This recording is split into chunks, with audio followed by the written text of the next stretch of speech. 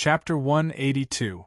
The betrayal of the four apologetic knights towards Sca Sand was unexpected, but after thinking about it carefully, it wasn't strange. It was impossible for the four of them to surrender to Zd, but Zhen Jin was a different story. Zhen Jin's bloodline was noble, he was a genuine noble, and he was a holy knight. Zhen Jin and Sca Sand's status were similar, they both believed in the same God. The clergy of the Holy Church often fought together with the Holy Knight. Every commander of the Holy Knights was equivalent to a red-cloaked archbishop, a level higher than a bishop. The apologetic knights weren't Sca Sand's direct subordinate. Originally, the 6 apologetic knights were only ordered to protect the priest, but now there were only 4 left. Sca Sand's condition didn't seem right. Moreover, no matter how great the contribution was, it was more important to Sca Sand. How much of the contribution the 4 apologetic knights could get was still a question. The mana pool was drying up too quickly. The 4 apologetic knights were worried that if they didn't have enough mana, they would become sacrificial lambs. After all, holy knights and priests couldn't harm each other, but there was no such thing with the status and identity of these 4 people. From their point of view, preserving their own lives was the first priority. Therefore, Jin Jin, who wanted to survive, became the best target for their loyalty. Now, Zhen Jin's attitude and choice was the key. Lord Zhen Jin, Zd called. Looking at his fiancée, Zhen Jin nodded, then turned around and stared sternly at Sca Sand. The priest's heart sank. Father Sca Sand, I now ask you to withdraw from the fight for authority. Zhen Jin shouted. Zd exhaled a mouthful of turbid air. As she expected, at the crucial moment, Zhen Jin still chose to stand on her side. Sca Sand was furious. Even if you kill me, I won't withdraw from this fight. Zhen Jin shook his head, his tone calming down. Why would I attack a priest? I will only knock you out. Knock me out? Sca Sand sneered, a holy light gushing out from his body. His current physical condition was extremely worrisome. It was as if his entire body was wrapped in a layer of skin. The holy light, which was usually noble and pure, seemed rather horrifying on his body. You think I don't have the power to fight back? In this environment where magic is forbidden, you can't even use combat chi. How can you resist my magic? These words made Zhen Jin and the 4 apologetic knights hesitate. Scab continued to speak to the 4 apologetic knights. I can understand your choice. But if you do this, even if you make it out alive, what will you have to face? All of your training was to protect the church and our clergy members. If you really want to attack me, think about it. Even if you survive, you will have to face punishment and accountability. You will live a life worse than death. The 4 apologetic knights looked at each other with a solemn expression. Sca Sand's words were very sharp, making the 4 apologetic knights extremely embarrassed. They could only look at Zhen Jin, their eyes begging Zhen Jin for help. Zhen Jin was stunned. He didn't dare. Along the way, he had fully felt the power of the holy light. Now he had to deal with Sca Sand? It was very likely that he would die if he used the holy light. With Sca Sand's physical and mental condition, would he really not slaughter the temple knights if he was forced to? Zhen Jin didn't dare to gamble. Even Zd hesitated. Sir, be careful. Don't be rash. Zhen Jin was her protective talisman at this moment. Once Zhen Jin died, it was obvious who the 4 apologetic knights would listen to. Zhen Jin gritted his teeth, stared at Sca Sand, and said tentatively, You can't kill me. Zd's heart went cold. Zhen Jin's words made the fear in her heart unfold. Sure enough, Sca Sand's next words were, Haha, Temple Knight, you can try. See if I dare. If you force me, I can do anything. Zhen Jin gritted his teeth, his expression even more hesitant. He was in a dilemma. The reason why he was angry just now was that he wanted to live. But now, Sca Sand was strangely stubborn to the end. This made Zhen Jin helpless. If I try to knock SCA Sand out and die under his holy light, wouldn't that be too unjust? The risk was too great. Zhenjin retreated. The pressure of impending death caused his mind to work faster than ever before. He quickly organized his words and persuaded. SCA Sand, the longer we delay, the more the mana pool will be consumed. The next artifact might not even be able to be sent out. Now, the reason why we are in a deadlock is because we can't divide the credit equally. I propose that we divide all the credit equally. Equally? ZD raised her eyebrows, unwilling. Please shut up. My fiancé, do you want to die? Zhenjin turned back and reprimanded her severely. ZD didn't speak anymore. Equally? Impossible. SCA Sand sneered. He had already forced Zhenjin to submit. If he didn't take an inch, when would he take a mile? SCA Sand continued. Do you know how much I've paid? Besides, do you think that just because you can share the credit equally, you can do it equally? Rewards based on merit are the matters of the higher-ups. Can you interfere with their judgment and decision-making? SCA Sand's attitude was even more unyielding than before. Zhenjin gritted his teeth. Fine, then I'll take a step back. We don't want the things on the third floor. 2 artifacts, we'll only take this big shell. The green jade golden coffin is yours. That won't do. SCA Sand growled. Zhenjin was stunned. Immediately, he became furious and roared. Do you understand what you're doing now? Sir Priest. You're looking for your own death. I really don't understand. What do you want so much credit for? Can't you just give us some? Yes, your contribution is the greatest, but didn't we all contribute? Without the sacrifice of our group, how could you come here unscathed? Maybe you'd have already sacrificed yourself. At least 4 Guardian Knights wouldn't be left with so many. Ha ha, SCA Sand laughed, his laughter becoming more and more deranged. Whether it was Zhenjin's outburst or his negotiation with SCA Sand, ZD had never stopped attacking SCA Sand throughout the entire process. In order to resist ZD, SCA Sand could only continuously squeeze himself, regardless of everything else. He was now even older. His white hair had gradually fallen, revealing a bald head with veins popping out. His eyes were completely red and protruding. His entire body was emaciated, as if he would die at any moment. I won't give in. If we die, we'll all die together. Why should I give in to you, scum? All the credit belongs to me, it's all mine. If you don't give it to me, then we'll all die together. SCA Sand roared, his face distorted, as if he had completely lost his mind. Sir Priest, can you calm down? We didn't force you.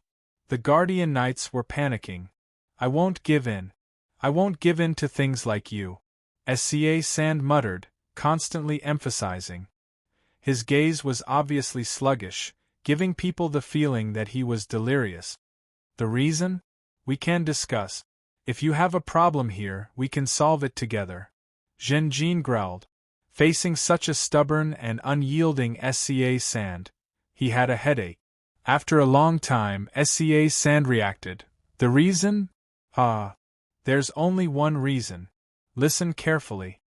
Zhenjin hurriedly said, I'm all ears. The next moment, SCA Sand spat out a mouthful of turbid air. With a weak but determined tone, he said softly, Because I'm SCA Sand. What? Zhenjin couldn't believe it. His expression made SCA Sand laugh. SCA Sand's face revealed a twisted smile, and he repeated, That's right, because I'm SCA Sand. The others were all shocked. Just like what ZD said, the priest seemed to have overdrawn his body and suffered a heavy blow to his spirit. He really was delirious. He was crazy. I'm SCA Sand. The priest's vision gradually blurred. At this moment, he saw his past. Xingming Continent, West Coast. The salty and warm sea breeze blew into the church through the tall ribbed, arched windows. The soft light of the sunset shone on the multicolored flower windows, rendering a mysterious atmosphere. Priest Sca Sand suddenly pushed open the door and quickly walked into the large chapel. With a face full of anger, he quickly passed through the rows of seats and came to the front of the podium. He questioned, "Bishop Ping Yi, why did you reject my promotion?" "I've been in this parish for 3 years.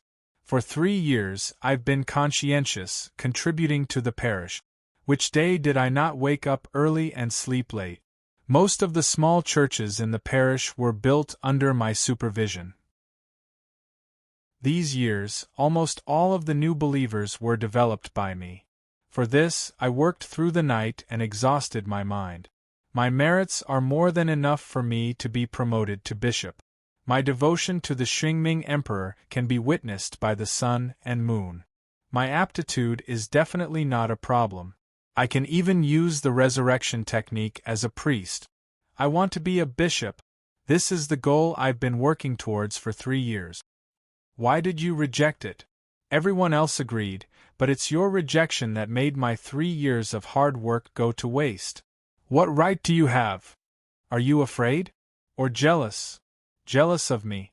I'm so young, but I'm going to be on the same level as you and become a bishop like you." Bishop Ping Yi quietly listened to all the words. Then, he ended his prayer and turned his head to look at Sca Sand. He was very old, with a head full of white hair and a full beard as white as snow. He was tall, but his back was bent because of his age. Even though he was being scolded and reprimanded, his gaze was still filled with gentleness and kindness. "Young and promising Sca Sand, anger will not hurt me. It will only hurt yourself. The reason I rejected it is because you are not suitable to be a bishop." "Not suitable? What right do you have to say that I'm not suitable?" Sca Sand raised his eyebrows and exploded again. Bishop Ping Yi stretched out his wide palm and made a gesture to Sca Sand. Even though Sca Sand's anger rushed to his heart, following Bishop Ping Yi's action, his mood miraculously eased a little. Bishop Ping Yi slowly said, 3 years ago there was a theft case. A young guard under the city lord's command stole a treasure from the city lord's residence and was discovered in the end. His corpse was hung at the city gate for a year. You were the one who reported this matter, right?" Sca Sand's eyes flickered with a cold light. "That's right.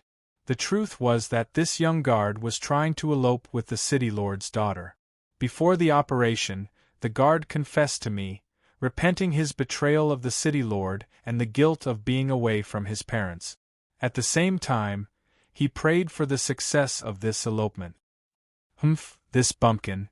He relied on his handsome appearance and flowery words to climb up to the upper class. The city lord's daughter was inexperienced, so she was deceived by him. How could I tolerate such an act of disrespect? The city lord gave him the opportunity to be a guard. What a great favor! He actually wanted to repay kindness with enmity. Thus, I was filled with anger and told the city lord about this matter that very night. Was I wrong?" Bishop Ping Yi shook his head.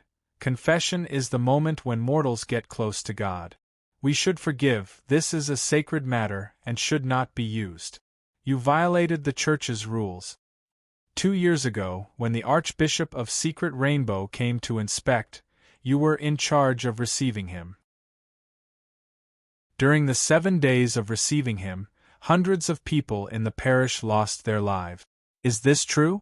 Sca Sand nodded. "It is true. However, Bishop Ping Yi, you know the situation of our parish best. We are too barren here, and the only specialty is the silver-threaded fish. I mobilized the church and offered a large reward, encouraging them to catch the freshest silver-threaded fish alive to receive the Archbishop of Secret Rainbow. The Archbishop of Secret Rainbow was full of praise for this. Although it was very dangerous to go deep into the sea to catch the silver-threaded fish alive, the church was willing to take the risk when they heard that it was to serve the Archbishop of Secret Rainbow. Bishop Ping Yi sighed, however. The money you used to offer the reward was originally contributed by these church members. My original plan was to use the money to buy improved seeds and distribute them to the people for free, improving the food in the parish, so that these people could eat real food, and not mud biscuits made of mud, butter, and sea salt. Sand raised his eyebrows and said angrily, "This is a good plan, but I don't think it was wrong to use it on the Archbishop of Secret Rainbow. I used it for the right purpose, and did not embezzle it.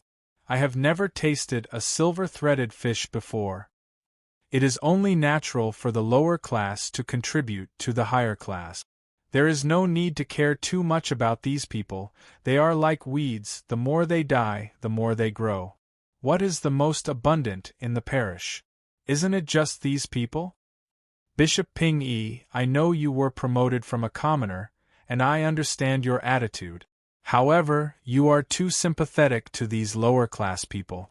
In fact, human society is not much different from the jungle and the sea. Everyone's future identity and level is determined from the moment they are born. The higher-class people are like sharks and tigers, while the lower-class people are like fish and prawns, birds and rabbits. They are born to be sacrificed, and their flesh and blood nourish the higher-class people. This is the society of our human race. No, to be more precise, elves, beastmen, dwarves, and so on, which one is not like this?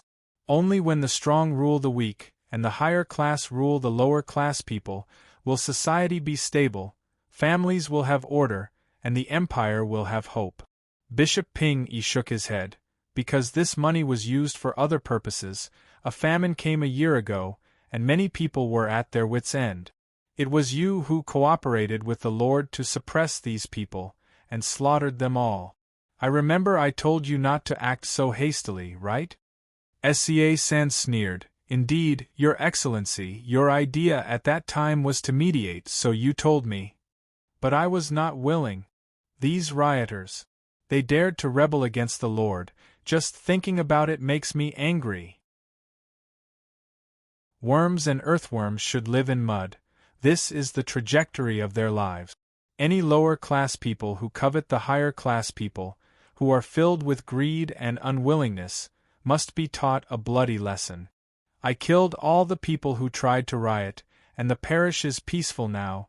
No one will resist. This is all my contribution. Bishop Ping-yi was silent. After a moment, he sighed. Sand, I remember you are also from a noble family. You are a bastard, right? You don't have the qualifications to inherit the territory, so you chose to be a priest. In that case, please understand these mortals. To a certain extent, they are in a similar situation to you. Sand laughed. Bishop Ping-yi, how can you judge me like this? You are still a commoner, you can't understand the thoughts of us nobles. To tell you the truth, I am not a bastard, but a legitimate son, and the eldest son. But I voluntarily gave up the right to inherit the territory. Why?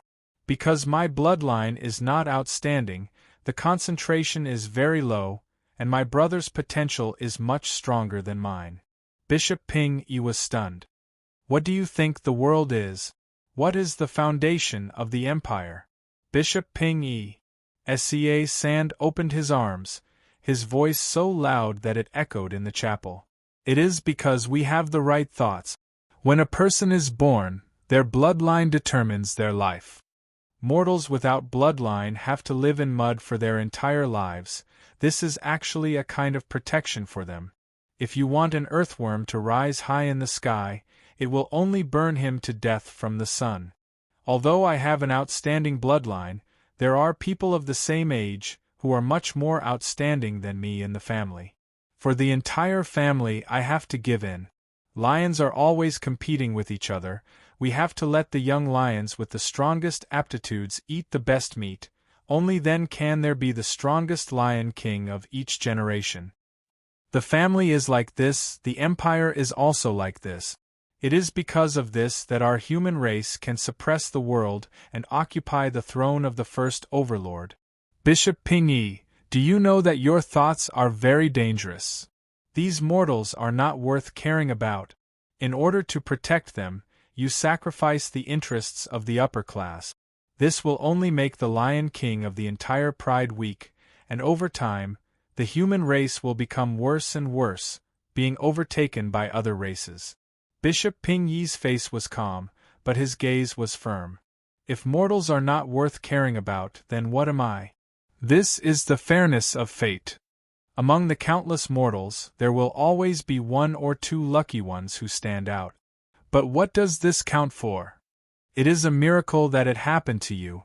From the perspective of the family, a noble family can continuously produce extraordinaries. But what about mortals? Among tens of thousands of people, there might not even be one in several years.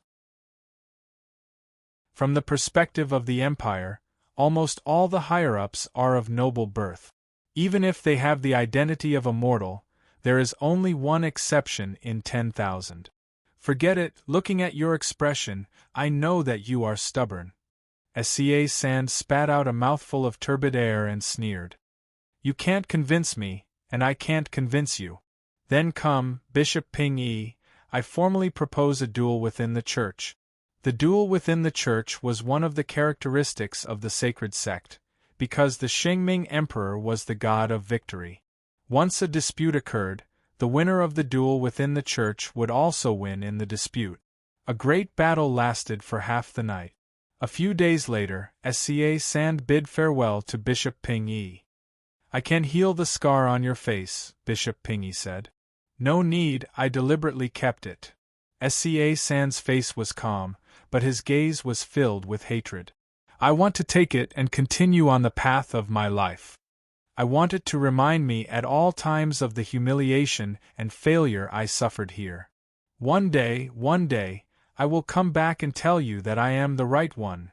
Ping Yi was silent. Sca Sand turned around, raised his head, and strode out of the church. His blurry vision gradually became emotional, and he struggled out of his memories. Sca Sand once again saw Zhenjin, ZD, and the 4 guardian knights in front of him. The anger and fear on each of their faces increased the joy in Sca Sand's heart. I will never back down. You bunch of lowly bloodlines, a mere black iron, and you want to humiliate me? As for you, Zhenjin, you have brought shame to your family and your bloodline. How can the noble give way to the lowly? Even if it means death. There was dead silence. Zhenjin was dumbfounded. If people were not afraid of death, what else could they do?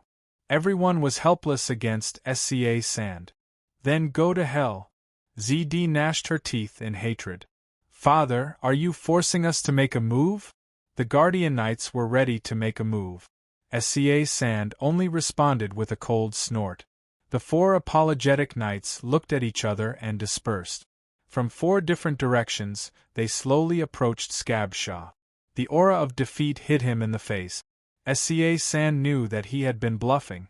In fact, he was already an arrow at the end of its flight, and there was not much of his divine power left. He also knew that he was irrational, but in fact, without this anger and unwillingness to support him, he would have collapsed long ago. Perhaps this was human.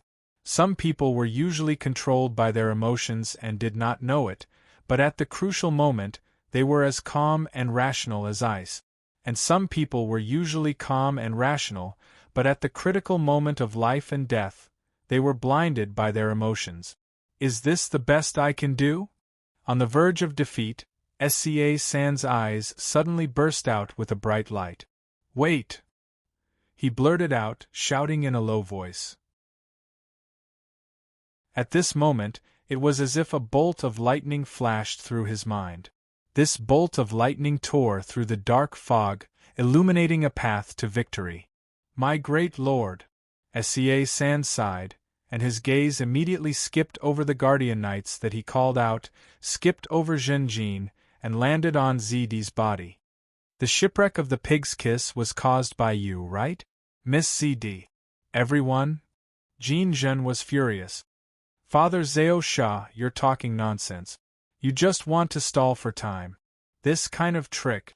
Ha ha ha. Sca Sand suddenly laughed wildly, and his spirit was lifted. His gaze was like a sharp arrow, locking onto ZD, and he repeated, This battle is my victory, because the shipwreck of the Pig's Kiss was caused by you.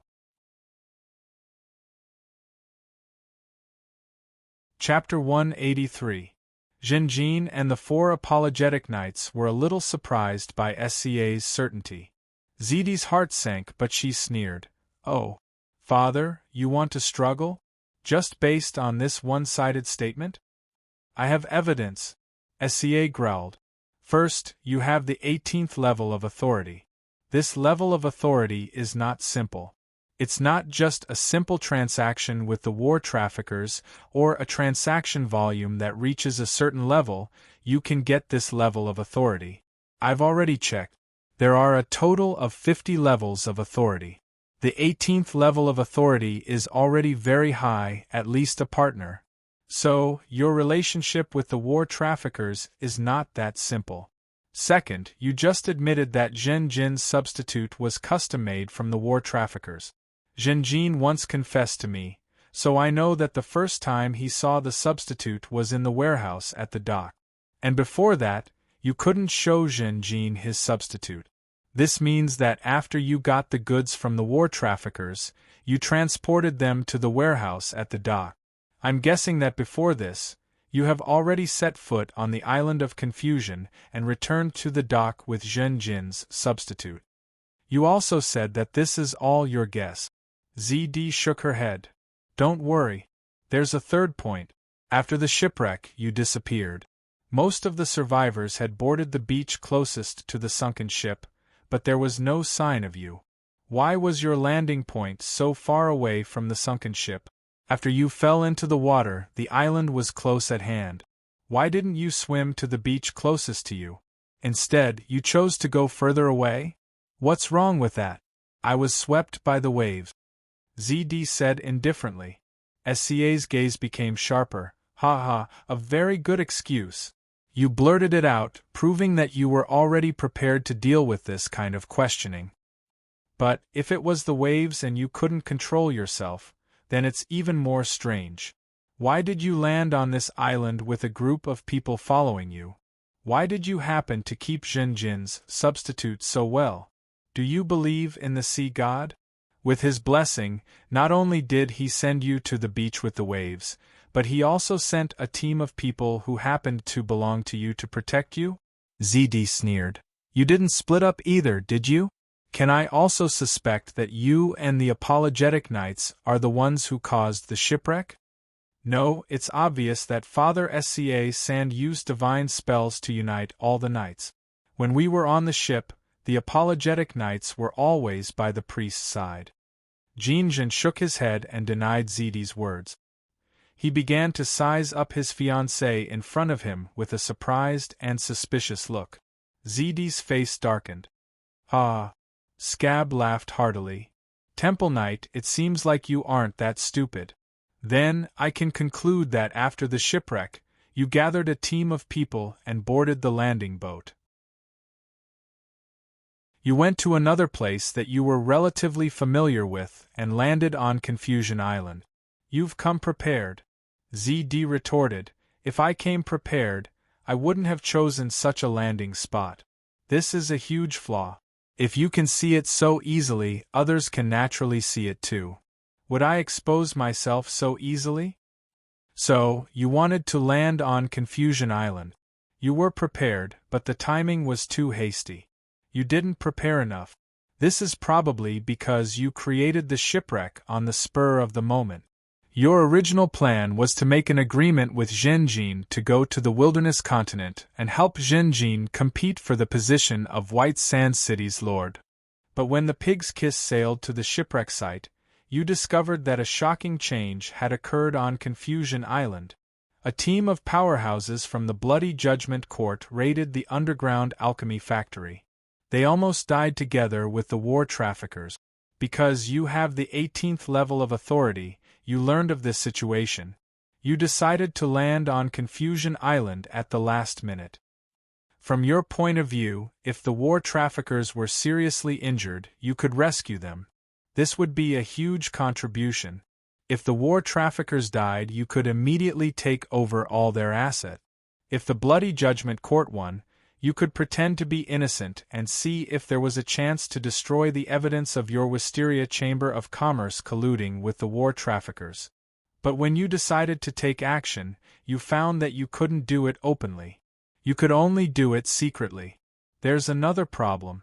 You made an agreement with Zhen Jin to go to the wilderness continent. Success or failure in the competition for the position of White Sand City's lord is related to your future. But the war traffickers and Confusion Island are a once-in-a-lifetime opportunity. If you take a gamble, perhaps your whole life will be turned upside down. I have to admit that you have a very adventurous spirit. In fact, if you could really make it here, you would indeed be the first to inherit the war traffickers' asset. Unfortunately, your team was too weak. They didn't even make it to the jungle. Perhaps this is because you underestimated the dangers of Confusion Island. Or perhaps because of the previous fierce battle, the war traffickers activated all their defensive measures and released countless man-made magical beasts. At the most critical moment, you almost lost your life.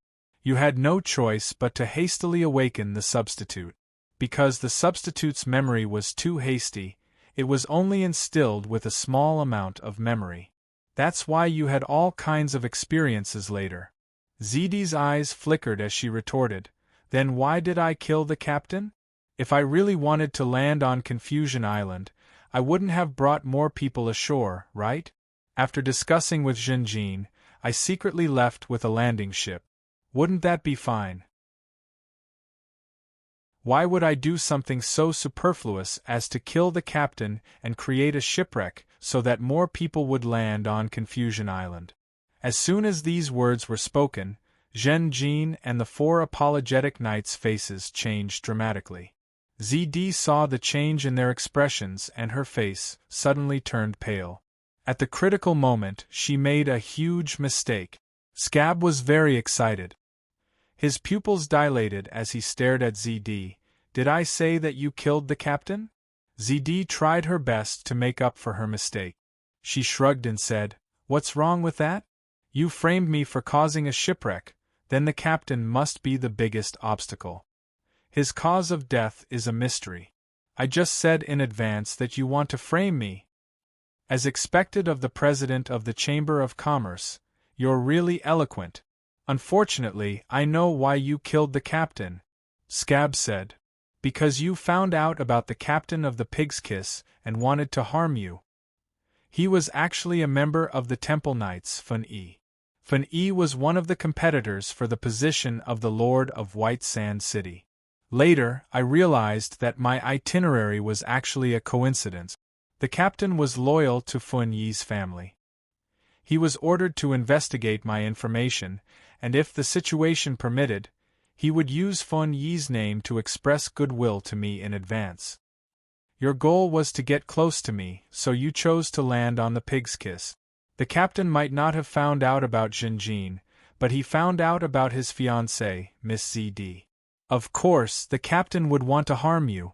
I don't know why, but Miss ZD, you found out about it. If you secretly left, it was very likely that the captain would track you down. This would bring you a lot of trouble when you landed on the island. So, you simply created a shipwreck and killed him. Then how did you know, father? Zhen Jin looked at Scab and asked. Scab smiled faintly, because Shi Suo is the captain's son. Of course, he knew about the captain's camp. However, he struggled to survive on the island and chose to rely on your substitute. Of course, he thought that the substitute was the real Temple Knight. When he confessed to me, he was very worried. He really did want to rely on the substitute, but he was afraid that the substitute would find out about his father's camp. Zhen Jin suddenly understood. ZD refuted. The captain of the Pig's Kiss is very strong. I'm just a fledgling low-level mage. How could I kill him without making any noise? Scab sneered. I don't know. You're a mage, and a mage's methods are very rich. You're also proficient in potions, so you must have a variety of methods. In short, after you killed the captain, you destroyed the Pig's Kiss and broke it in two. You led a group of the most loyal and reliable people, and landed on the island. Zhen Jin and the 4 apologetic knights looked at ZD. ZD, tell me this isn't true. Zhen Jin's voice trembled. ZD sneered, so, in the end, all of this is your guess. Haha, of course I can prove it. Scab laughed again. Divine art, lie detection. In the next moment, the divine art that Scab cast fell on ZD's body. Now, if you were wrongly accused by me, Miss ZD, you can prove yourself. Scab took a deep breath, his face completely calm. ZD fell into a deathly silence. Scab's face changed from calm to excited. He couldn't help but be excited. At the last moment, when he was about to lose, he finally grasped the final chance of victory. Indeed, all of this was just his guess. He only saw a possibility. But now, he had succeeded. ZD's silence explained everything. The divine power he had left was extremely little, and it was really only enough to cast a small divine art to detect lies. But it was this seemingly ordinary divine art that changed everything. Zhen Jin and the apologetic knights' faces became more and more ugly. I was almost used by her. Vicious woman, so beautiful on the outside, so dark on the inside. So many people died because of you, you should be hanged. Tell me, ZD, why did you do this? Zhen Jin walked in front of ZD and asked emotionally. ZD sighed and shook her head. You don't need to know so much. Zhen Jin continued to ask. You caused the ship to crash, but you didn't inform me at all. You didn't care about my life and death, you abandoned me. This is unreasonable. We have a marriage contract, and the marriage contract was announced. You caused the ship to crash and didn't inform me, which is equivalent to secretly harming me. You violated the marriage contract like this, and you will be killed by the contract. Why are you still alive now? ZD responded with silence. Scab said, It's very simple. I speculate that this was the work of the war traffickers, who tampered with the marriage contract. He is an alchemy grandmaster, a legendary mage. Zhen Jin narrowed his eyes, staring at ZD in front of him, and began to emit a dangerous aura. The facts had already proved Scab's guess. ZD betrayed him, but she did not suffer the backlash of the marriage contract. Scab said again, Think about it more, Paladin. Why did Miss ZD choose a substitute after causing the shipwreck, and not you? Speaking of which, this substitute really looks like you. If you didn't take the initiative to reveal it, I would have been kept in the dark. Your substitute is very different from ordinary war creatures.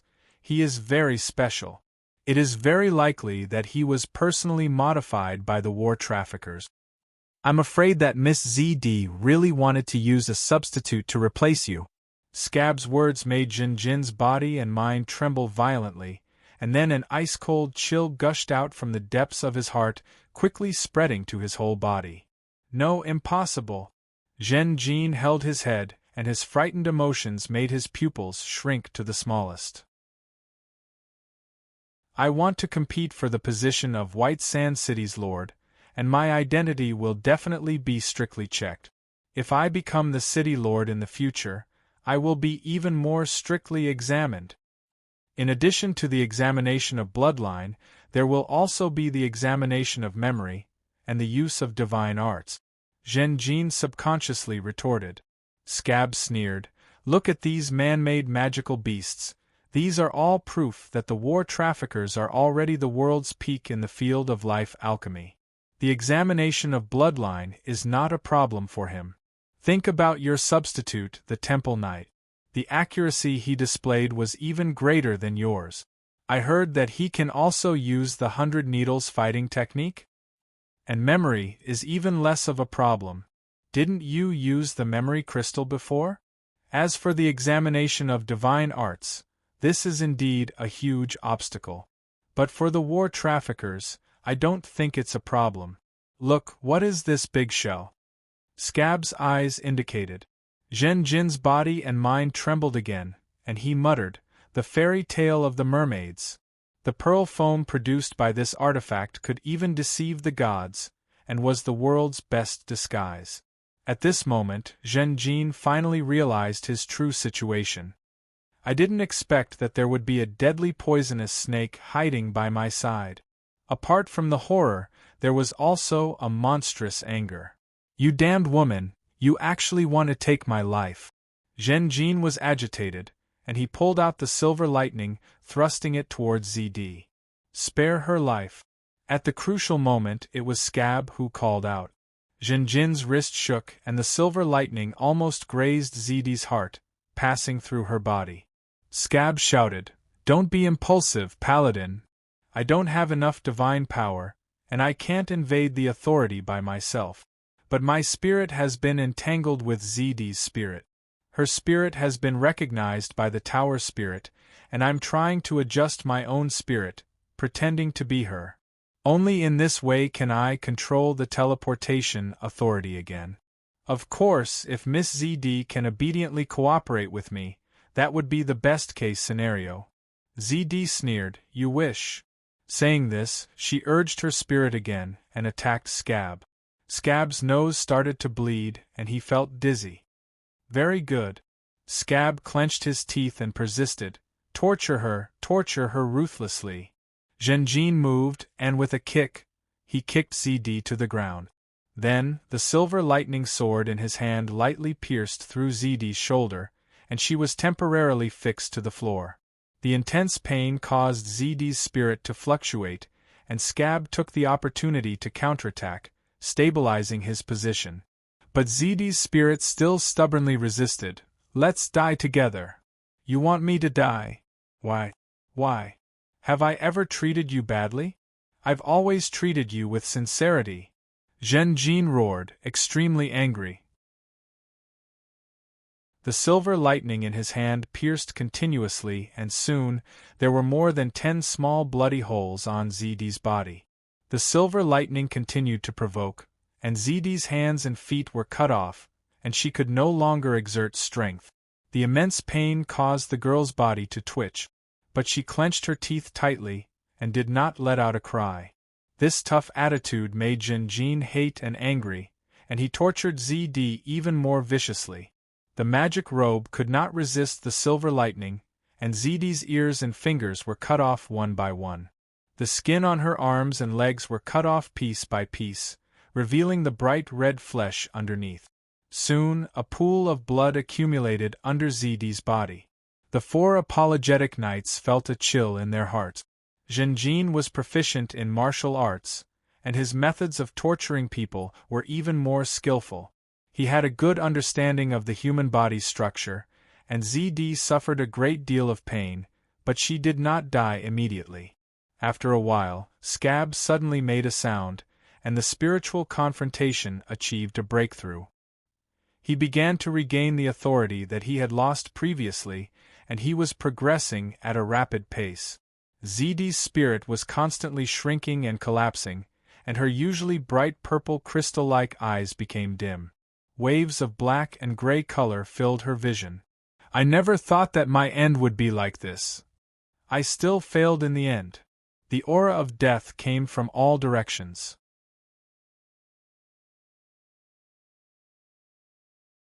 Chapter 184. In a room filled with the smell of medicine, a seriously ill lady lay weakly on the bed. The door opened gently, and a father and daughter came to the bedside. The father's face was full of worry. He sighed and said to his daughter, "ZD, quickly say the last words to your mother." Childhood ZD gently called out, "Mother." The lady opened her eyes with difficulty. When she saw ZD, she immediately showed strong love, reluctance, and guilt. "My daughter," childhood ZD was puzzled. "Mother, father said you have to go to another place. Can you not go?" The lady smiled, but her eyes quickly turned red. "No, mother also wants to stay and accompany you for the rest of your life. But mother can't, I'm sorry." Childhood ZD lowered her head and sobbed. Behind her, her father was also immersed in grief and remained silent. The lady was extremely distressed. She used all her strength to barely grab ZD's little hand and comforted her. "Little ZD, don't cry, be good. Before you leave, mother will tell you your favorite story." Childhood ZD raised her head. There were still tears in her big eyes, but her attention was obviously drawn away. Is it the story of the princess, the demon, and the knight? Yes. I love it the most. Childhood ZD choked with sobs and nodded. A long, long time ago there was a kingdom. The king was benevolent and loved the people. He and the queen loved each other very much. But after they had been married for a long time, they had a child. She was a little princess. The little princess was not only innocent, lively, and cute, but also the most beautiful person in the kingdom. Whether it was the king, the queen, or the entire kingdom, they all loved the little princess very much and treated her as an angel. One day, a very, very bad demon sneaked into the castle and took the little princess away by force. The demon took the little princess to his lair in the abyss and didn't let the little princess leave. The demon liked the little princess very much. He said to the little princess angrily, "Quickly marry me, little princess. You are the cutest person I have ever seen in the world." The little princess shook her head.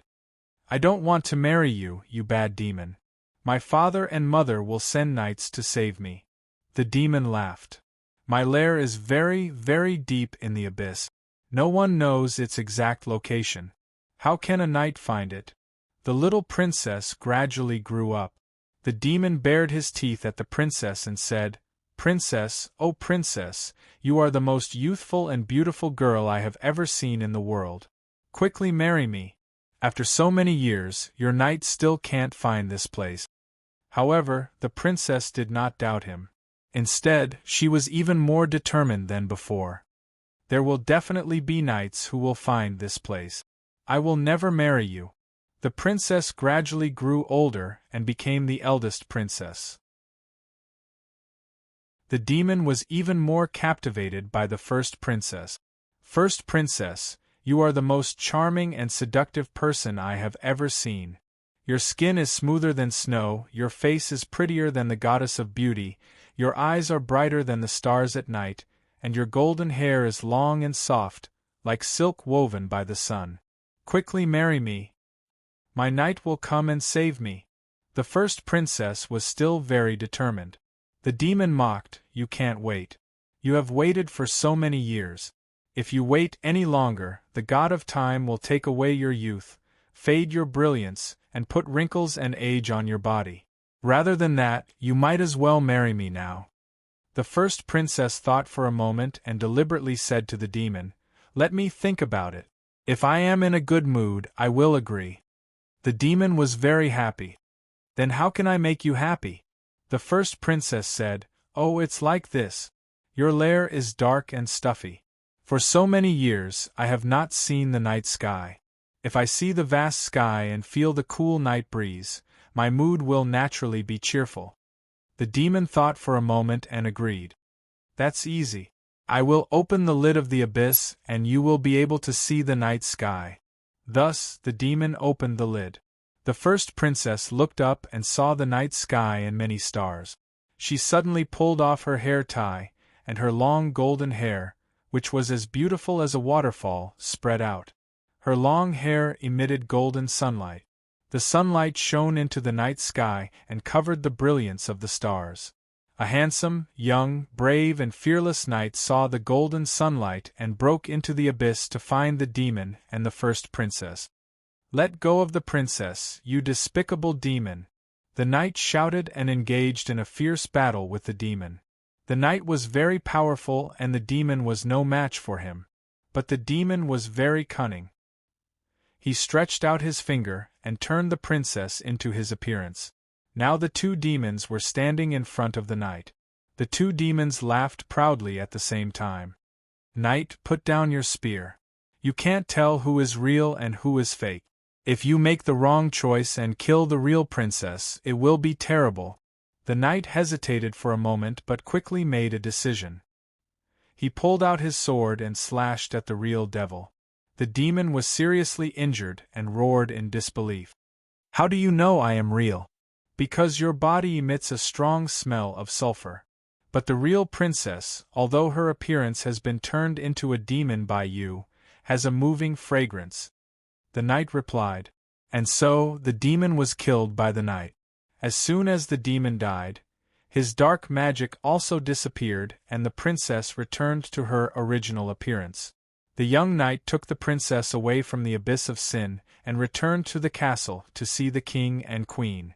The family was finally reunited.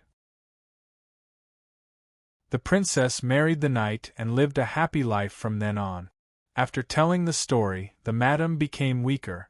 She tried her best to support herself and not let herself fall asleep. She used the last of her strength to grab Zidi's small hand and told her, "My little Zidi, my little princess, although mother is leaving, you will still receive father's love. No matter what kind of trouble you will face in the future, you must keep hope in your heart. You must be optimistic, you must be strong. As long as you persist, there will be a knight, your knight, who will come to help you and save you." After saying that, the madam's strength finally dissipated and she slowly closed her eyes. The breath of life slowly disappeared. This was a mother's blessing to her daughter, and also her last words. The young and ignorant ZD didn't understand the heavy meaning of this scene, but her mother's last words were deeply engraved in ZD's heart. "Good girl, don't wake your mother. She's asleep." Her father's choked voice came from behind. ZD nodded obediently and followed her father to the door. "Father, when mother leaves, can I send her off?" ZD looked back at the bed, unwilling to let her go. Her father clenched his teeth and closed the door with trembling hands. "I think you can, as long as you don't laze in bed and wake up early." As time passed, the young ZD gradually grew into a young girl. She inherited her parents' characteristics. Like a princess in a fairy tale, she became young and lovely. Her father didn't marry anymore. He opened the Wisteria Chamber of Commerce. His work became heavier and heavier, and he doted on ZD a lot.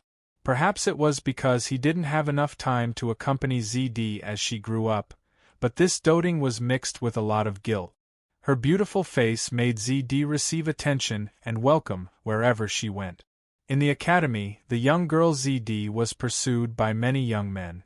Soon, a noble girl from a prominent family defeated all the pursuers and stood out. He was handsome, rich, and gentle. Under his passionate and numerous pursuit methods, the young girl ZD's heart began to beat faster. Perhaps he will be my knight. However, one day, at a banquet, ZD was standing on the balcony to get some fresh air when she accidentally heard a conversation between the noble boys. "Ha ha, I'm about to take down ZD. I'll definitely win the bet between us. She seems difficult to pursue, but she really thinks she's a princess, so she's arrogant and overbearing. Ha ha, what a joke. She's just a merchant's daughter. No matter how big the Wisteria Chamber of Commerce is, her bloodline is still lowly. Princess? Little girls of this age like to have such dreams. She must be fantasizing about marrying me. With my status, why would I marry a merchant's daughter? What a joke. After I've played with her, I'll let anyone take over." ZD stood on the balcony, leaning against the wall. Her face was pale, and she covered her mouth with both hands as tears flowed out. The shattering of her love caused ZD's heart to suffer a heavy blow. She felt that her world was filled with misfortune. After this incident, she was extremely vigilant against all her pursuers and was no longer easily moved. Her busy father couldn't enter the young girl's sensitive heart. She could only tell herself about the countless worries in her heart. First, her dream of being a princess was shattered. Then, the burden of her studies gradually increased. This made her realize a cruel reality: her bloodline was inferior. Even if the Chamber of Commerce provided enough cultivation resources, even if she worked extremely hard, the highest she could achieve in her life would only be black iron rank. Her father's business grew bigger and bigger, and the Wisteria Chamber of Commerce continued to expand. He gradually felt powerless, and the smile on his face became less and less. After that, his face was filled with worry almost every day. Many late nights, ZD found that the light in her father's study was still on. ZD would knock on the door, enter the study, and remind her father to sleep early. The president of the Wisteria Chamber of Commerce often smoked a cigar. His fat body was curled up in the wide leather chair. Under the dense smoke, ZD felt like she was curled up in fear. When he saw ZD, he would raise his head, squeeze out a smile, and quickly extinguish the cigar in his hand. Before ZD could roll her eyes, he nodded with a hint of flattery and admitted his mistake. "My good daughter, don't say anything. I understand. I'll go to sleep now."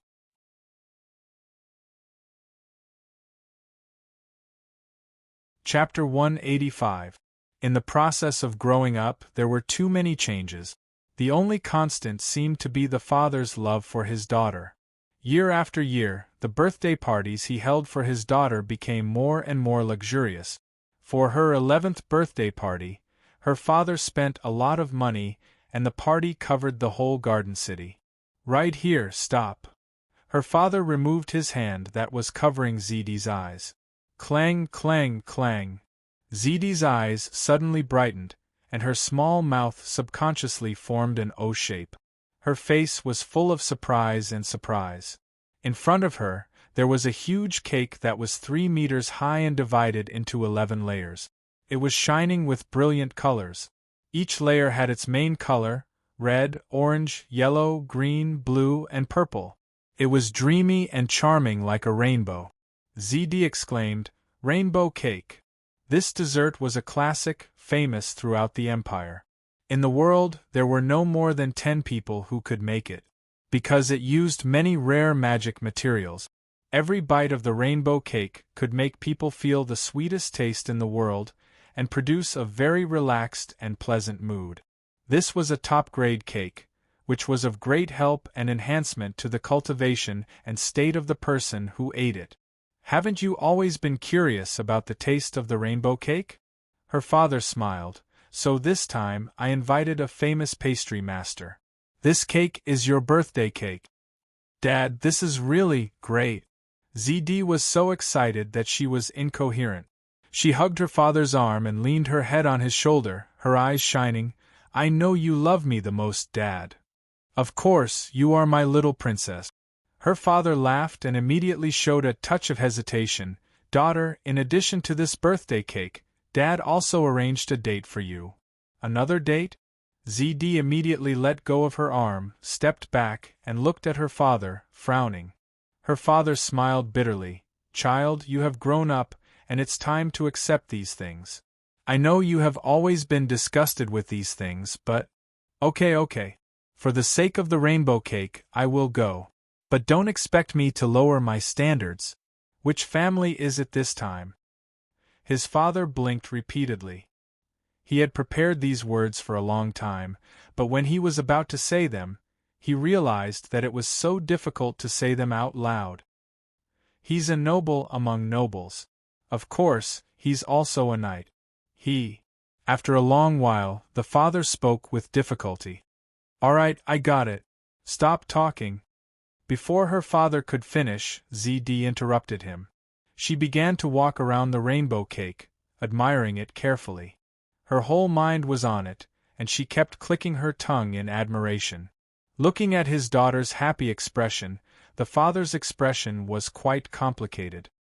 He opened his mouth several times, wanting to reveal more inside information. ZD occasionally looked up and saw that her father was still standing there.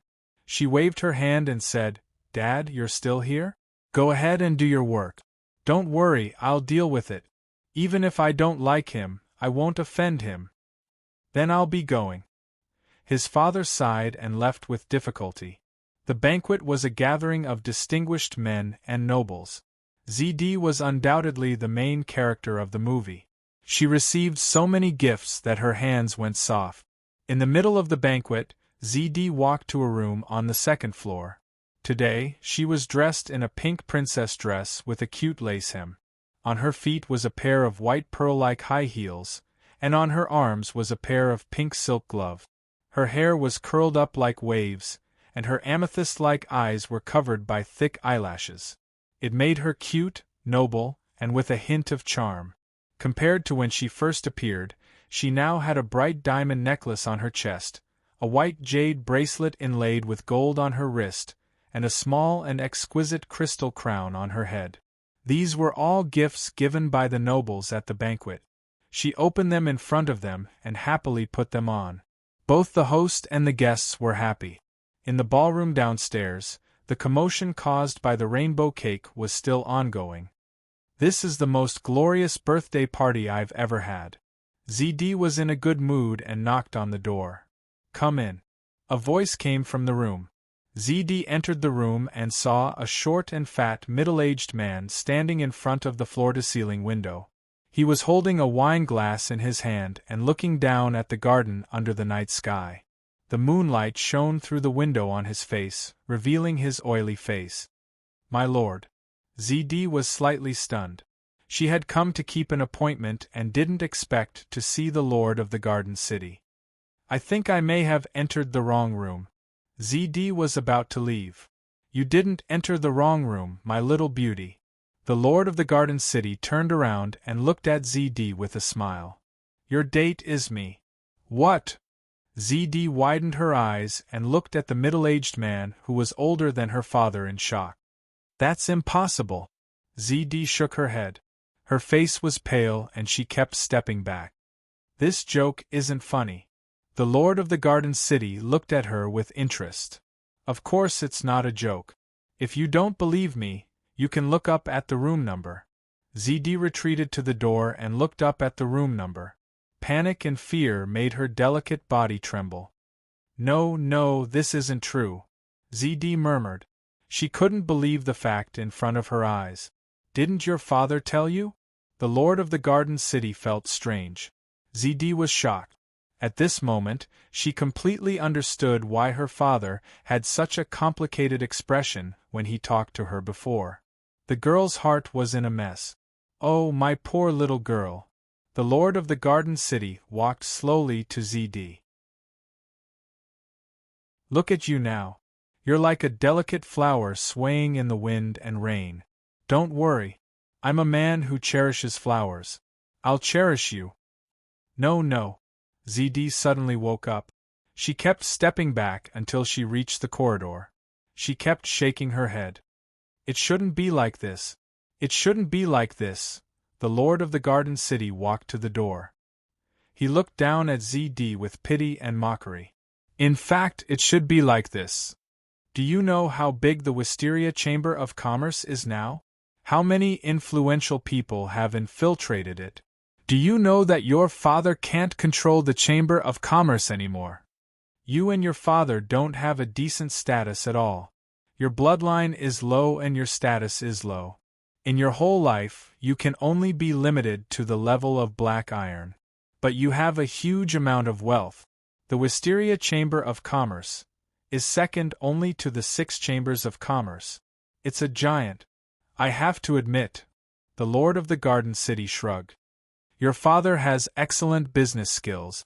This is his fortune and perhaps his misfortune. He doesn't have the qualifications and strength to control such a huge chamber of commerce. He also realized this, so he went through a lot of trouble and made connections all the way until he finally found me. At first, I refused. But later, your father's bargaining chip still moved me. You also know that my brother is the Grand Duke of Wheat Fragrance. Relying on me is like relying on the living gods of the Empire. Only in this way can your father keep the results of his hard work and save his life and yours. I will marry you. I will be your husband. So, come here." The Lord of the Garden City waved to ZD. "Come close to me obediently. Walk into this room, then close the door and take the initiative to fall into my arms." "I don't like to take the initiative." No. ZD kept shaking her head. The cruel reality had a great impact on her. Her thoughts were in a mess and it was difficult for her to think properly. "I won't walk out of this door," the Lord of the Garden City said proudly. "With my status, I won't do anything to pursue you. Young and naive Miss ZD, you are just an extra in this deal. Please understand this." Of course, you are also the key. If there is no marriage between you and me, the other forces in the Empire will not give up easily. This is one of the rules of the game called politics. I can't marry you, Lord of the Garden City. I don't want to. Zidi's tears flowed down as she cried. The Lord of the Garden City frowned and his tone became unhappy. Of course, you can completely refuse me. In fact, I am not willing to sacrifice the precious position of my wife for this deal. Letting you become my wife is a great waste of political resources. I don't care. If you can't make up your mind now, I can give you time to think about it. Now you can go downstairs. I believe that your father is already waiting for you at the corner of the stairs. There will be a good conversation between you father and daughter. Zidi's face was pale. She forgot to salute the Lord of the Garden City and staggered downstairs. Sure enough, her father was standing at the corner of the stairs on the first floor. Zidi. Her father's expression was very complicated. You lied to me. Zidi's eyes were filled with tears as she angrily growled at her father. I didn't lie to you. I never thought of lying to you. My daughter. Her father quickly defended himself. You actually chose to sacrifice me for the Chamber of Commerce? Zidi questioned, which is more important, the Chamber of Commerce or me? Of course it's you. You are my only family, my precious daughter. Her father blurted out. Then he covered his face with his hands and sobbed. But I have no choice. I really have no choice. I really want to give up the Chamber of Commerce. I swear to you, I have wanted to give it up more than once. But I can't. I am already in a difficult position. The Chamber of Commerce has been infiltrated by too many influential people and is not under my control at all. As the founder, I can't retreat to the second line. They won't let go of a person with great influence like me. If I don't choose to rely on one of the forces and choose a side, I will be eaten by a group of sharks. At that time, both of us will die. Zidi was speechless. It was as if she had fallen into an ice cave.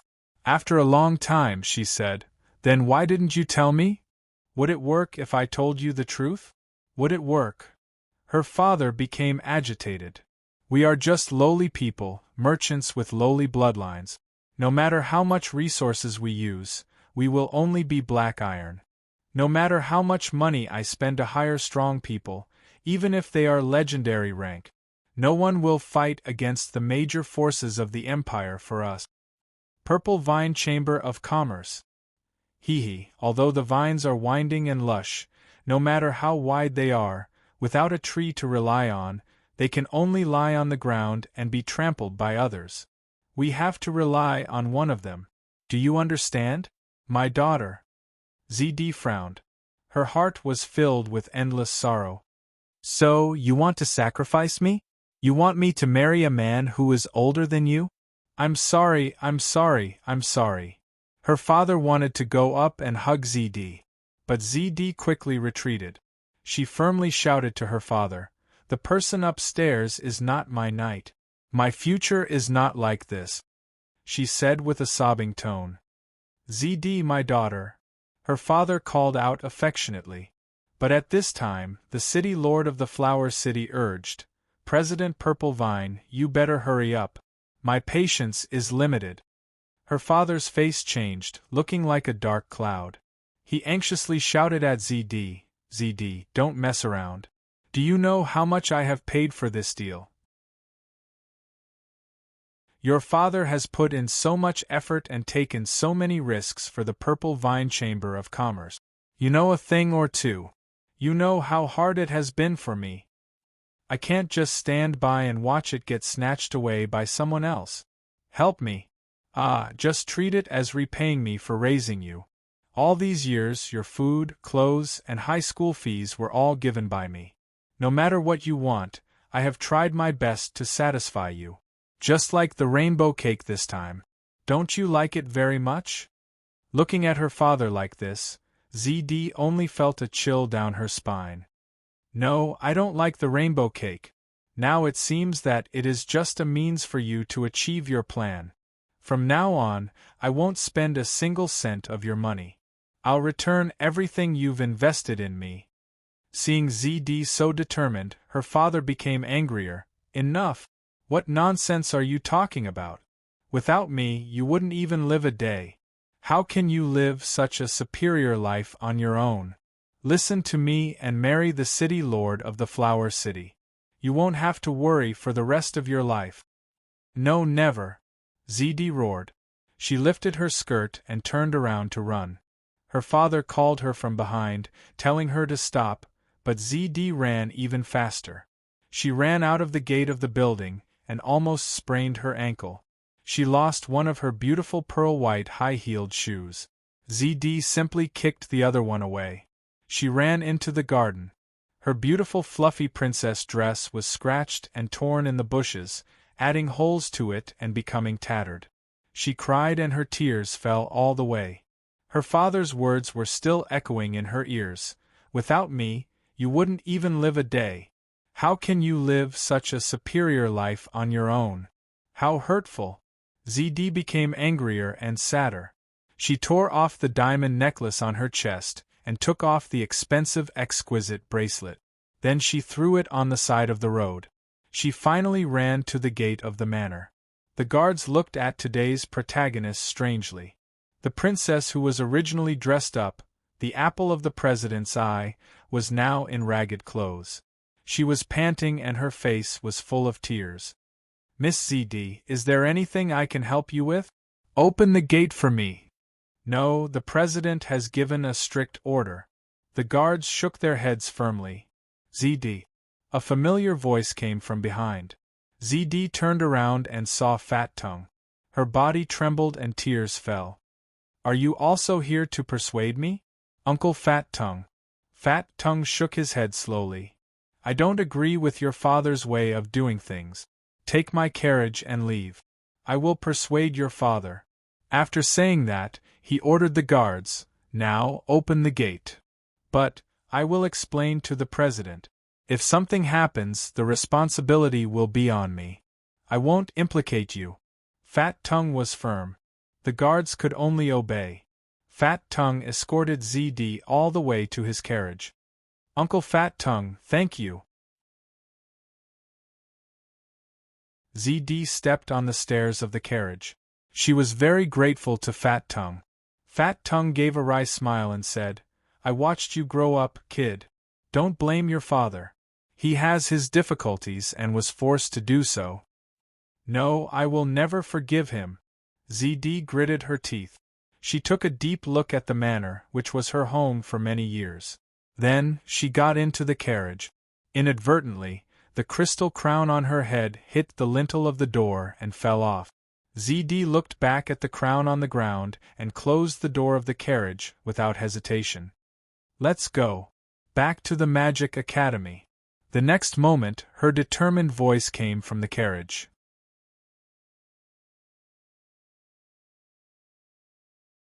Chapter 186. Back at the Magic Academy, ZD breathed a sigh of relief. She knew she was safe for the time being.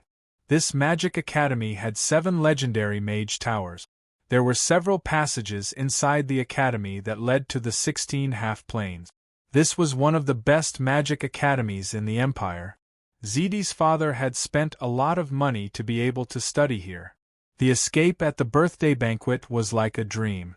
Perhaps because of his reputation and face, the Lord of the Flower City did not use this opportunity to make things difficult for her.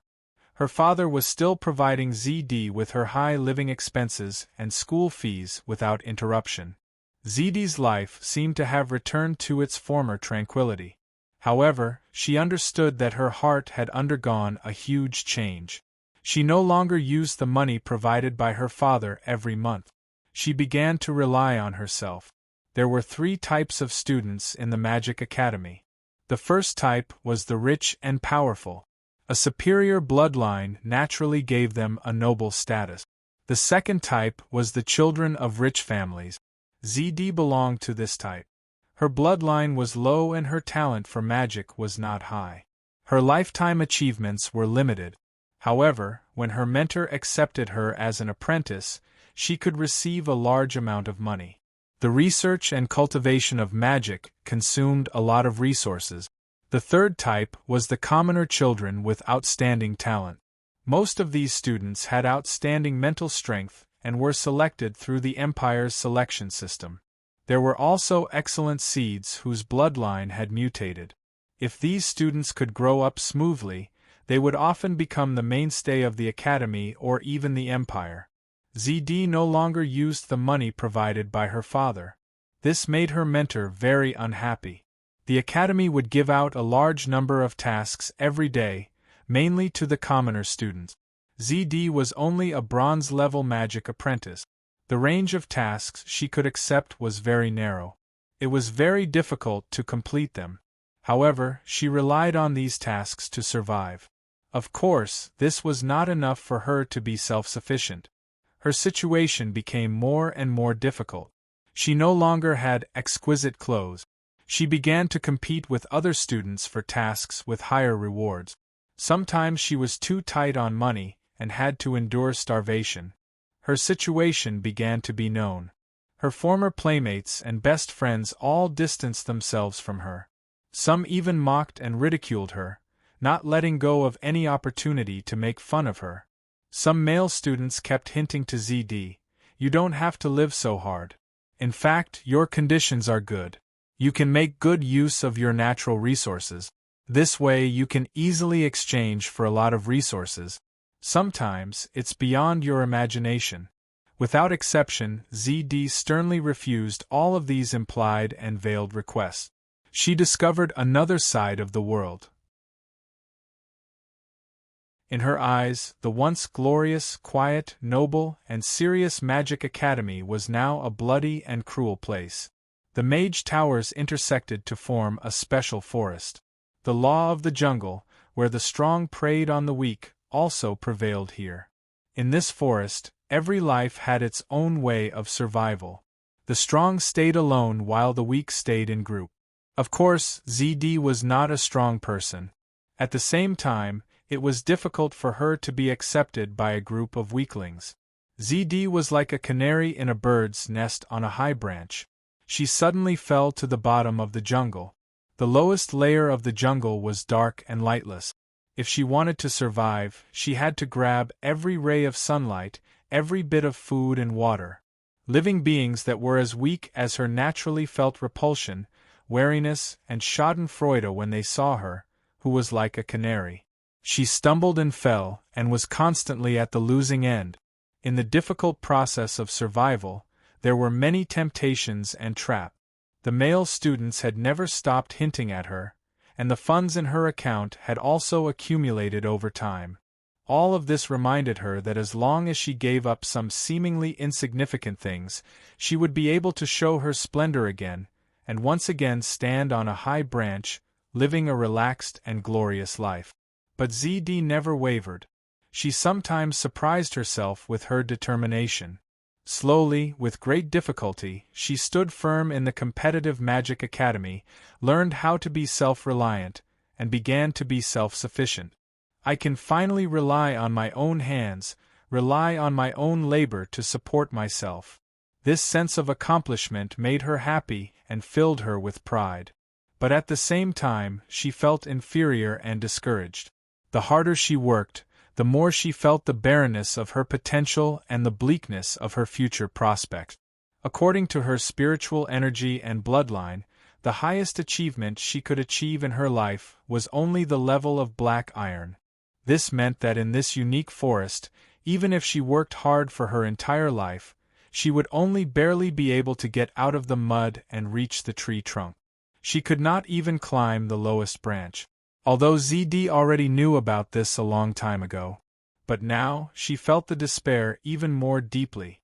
She began to understand her companions, some of the female students who were extremely sarcastic and difficult to her, why they chose to use their bodies in exchange for a relatively easy and superior life. Understanding did not mean approval. As the extremely beautiful beauty of the Academy, ZD's perseverance and hard work made her unique, increasing her charm. More and more suitors appeared by her side, but they were all rejected by her. One of the suitors, who was originally ordinary, suddenly bloomed recently. Miss ZD, do you know why my strength increased by leaps and bounds? The suitor had been stalking for a long time, and finally found a chance to talk to ZD alone. ZD was slightly startled. What do you mean? Are you not curious about my performance?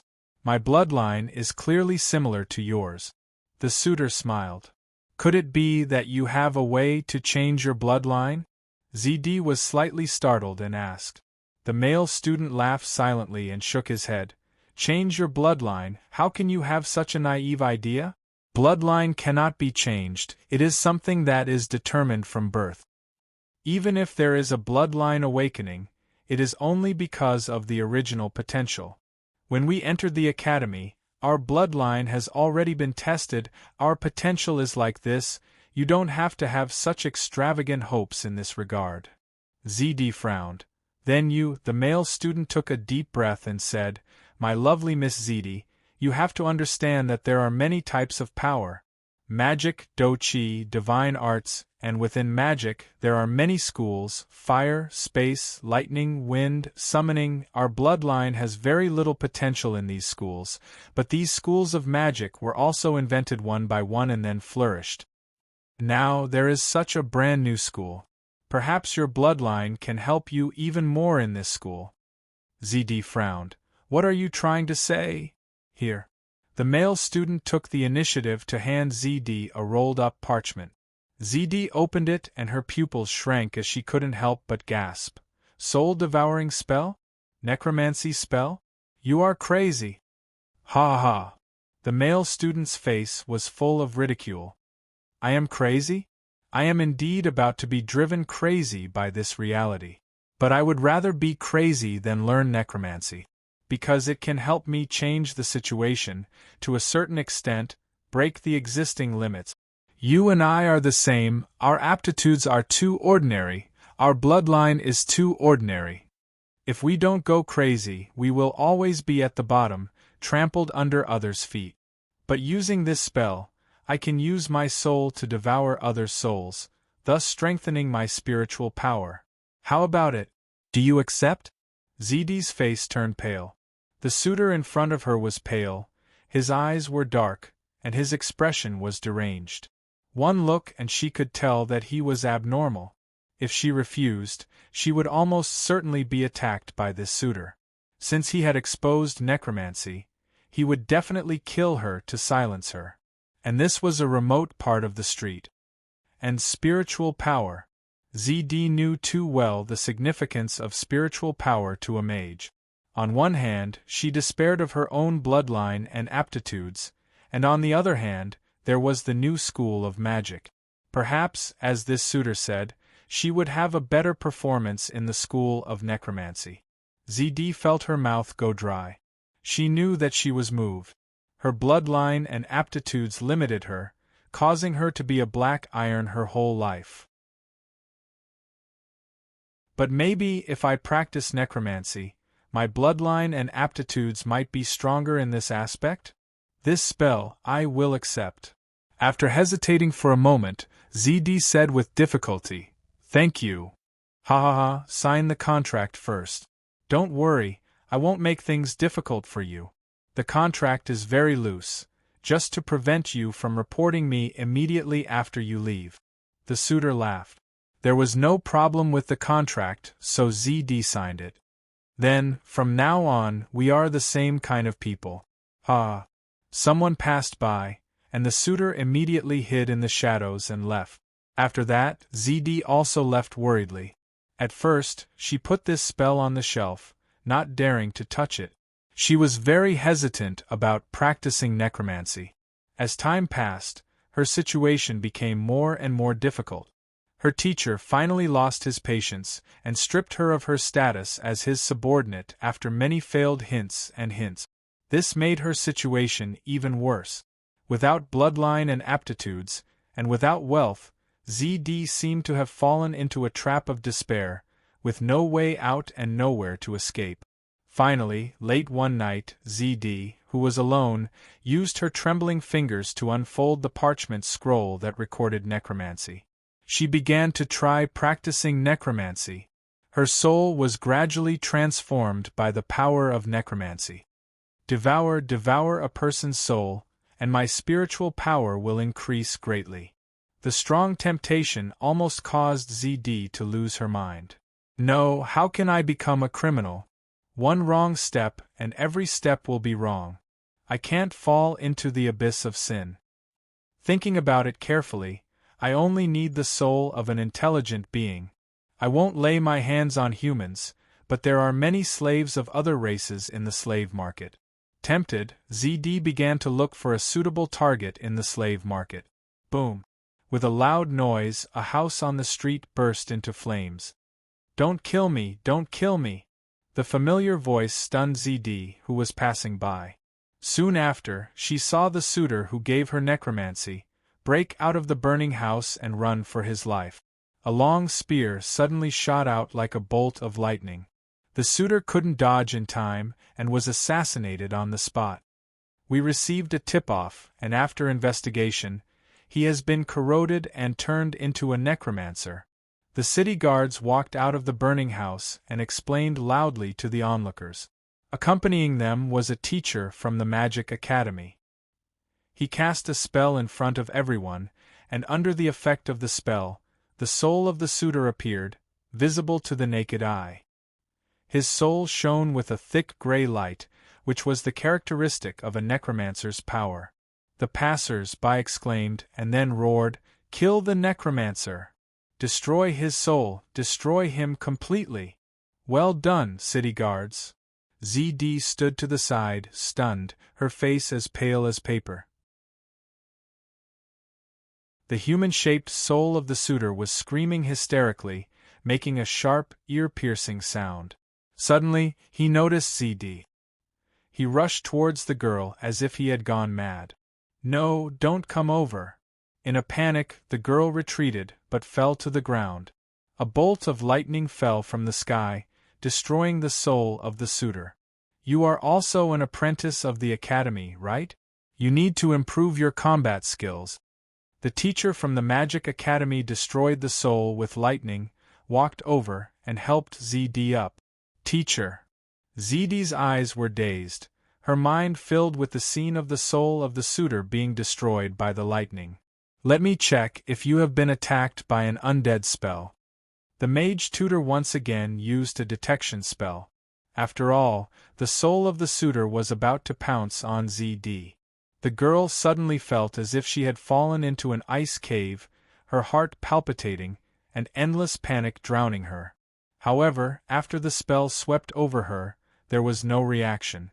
"Don't worry, you are very healthy." The teacher cast a spell, extinguished the fire in the house, and left. ZD stood there in a daze, waiting for the city guards and the onlookers to disperse before she came back to her senses. Her whole body was drenched in cold sweat, and she dragged her feet and left the place in a daze. After returning, she fell seriously ill, and never thought of touching necromancy again.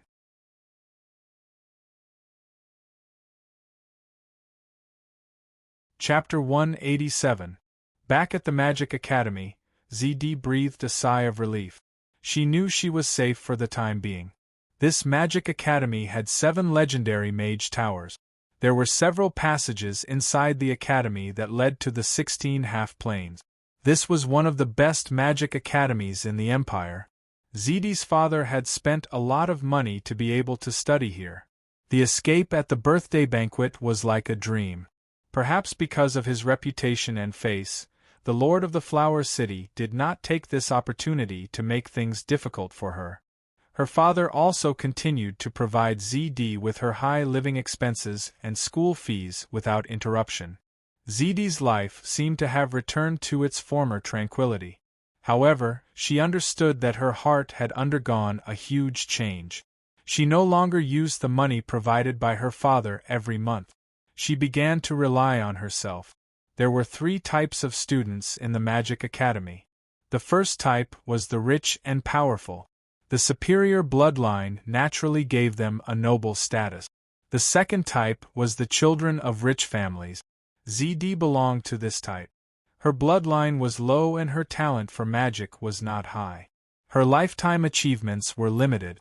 However, when her mentor took her as an apprentice, she could receive a large amount of money. The research and cultivation of magic consumed a lot of resources. The third type was the commoner children with outstanding talent. Most of these students had outstanding mental strength and were selected through the Empire's selection system. There were also excellent seeds whose bloodline had mutated. If these students could grow up smoothly, they would often become the mainstay of the academy or even the empire. ZD no longer used the money provided by her father. This made her mentor very unhappy. The academy would give out a lot of tasks every day, mainly to the commoner students. ZD was only a bronze-level magic apprentice. The range of tasks she could accept was very narrow. It was very difficult to complete them. However, she relied on these tasks to survive. Of course, this was not enough for her to be self-sufficient. Her situation became more and more difficult. She no longer had exquisite clothes and began to compete with other students for tasks with higher reward. Sometimes she was too tight on money and had to endure hunger. Her situation began to be known. Her former playmates and best friends all distanced themselves from her. Some even mocked and ridiculed her, not letting go of any opportunity to make fun of her. Some male students kept hinting to ZD, "You don't have to live so hard. In fact, your conditions are good.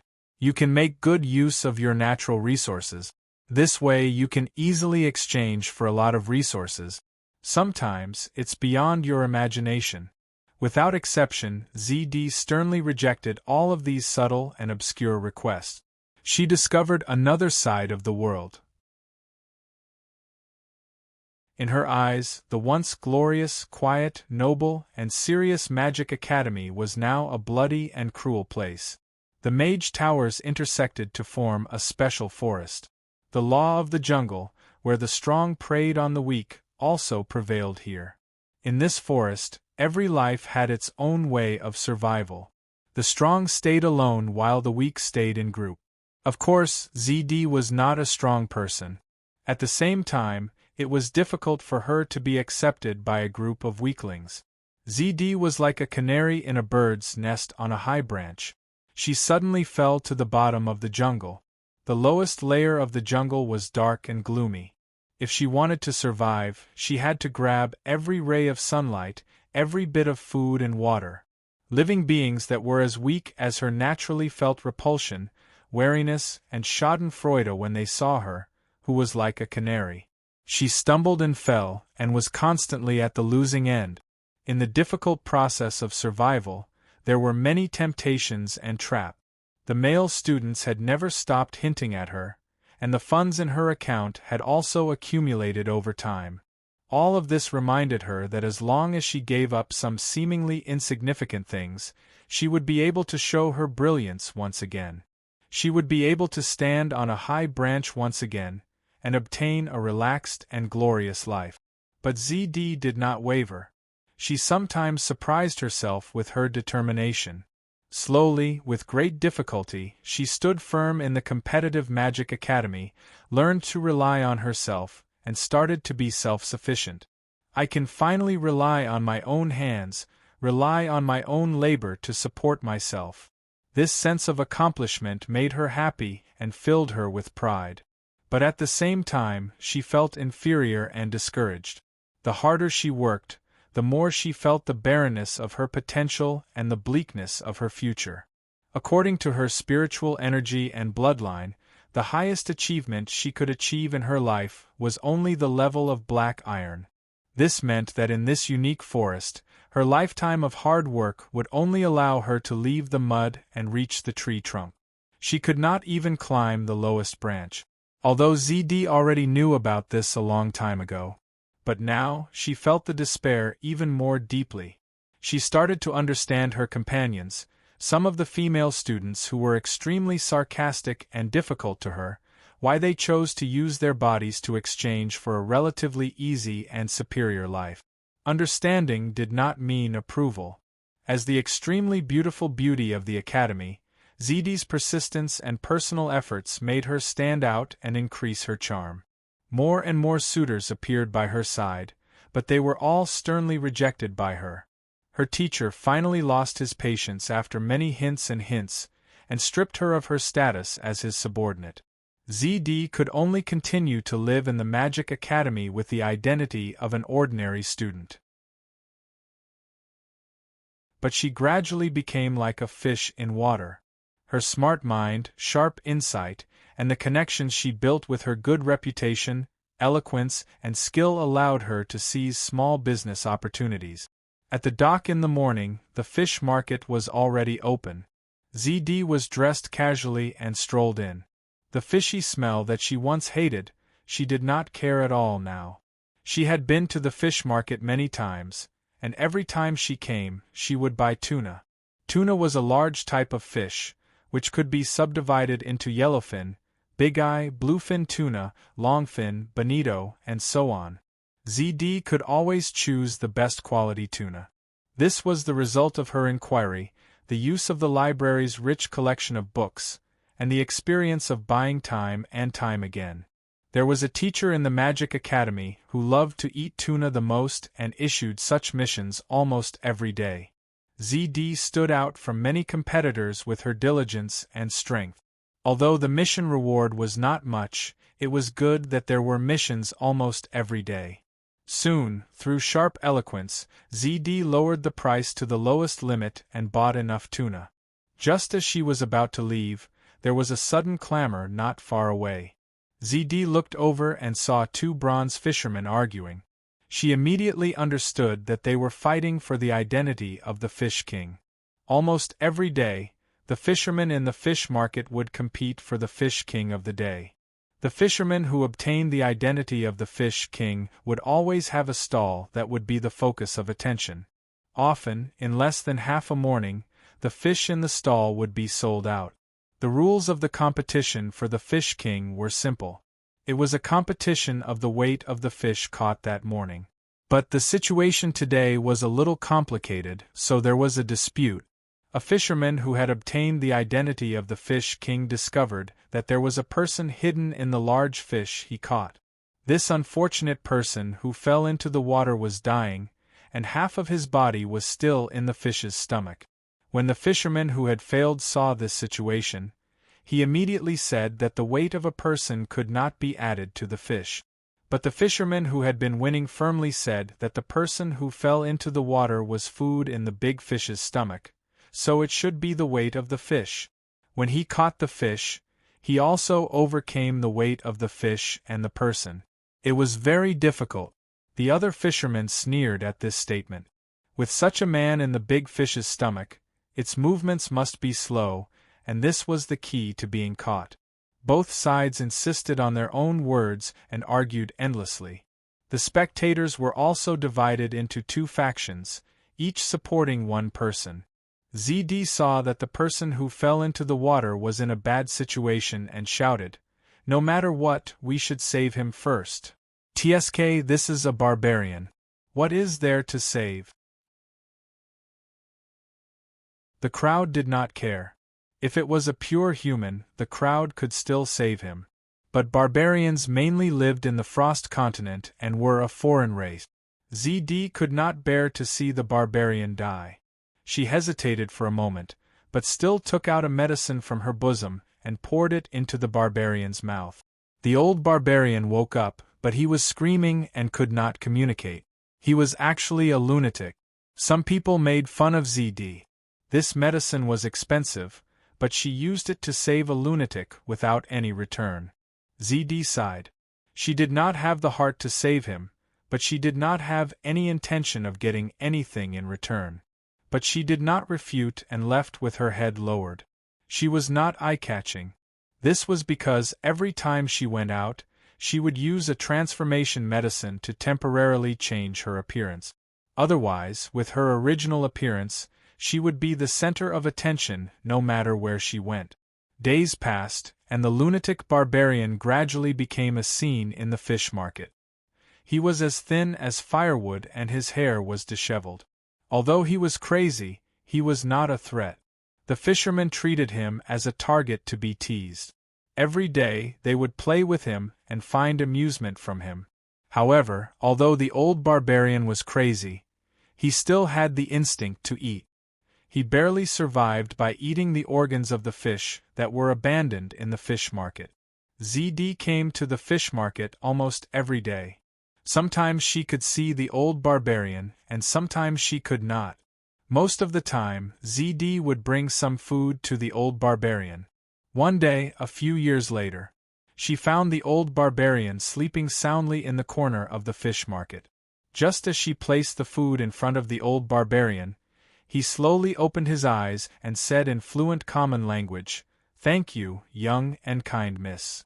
ZD was shocked. The old barbarian took out a roll of animal skin from his bosom.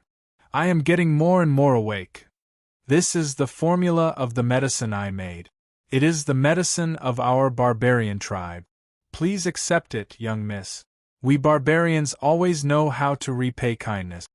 ZD took it, and her gaze was quickly attracted to it. These formulas only use the physical properties of the herbs and are not considered magic medicine. But they are very rare. Even in the library there are only 1 or 2 copies. "Thank you." ZD raised her head and was stunned speechless. Maybe she was too obsessed with the formulas, the old barbarian had disappeared. For the first time, she realized that this old barbarian had a story. The influence of this small adventure became more and more obvious in the years after ZD left. The more ZD studied, the more she found that the medicine on the animal skin was different from magic medicine.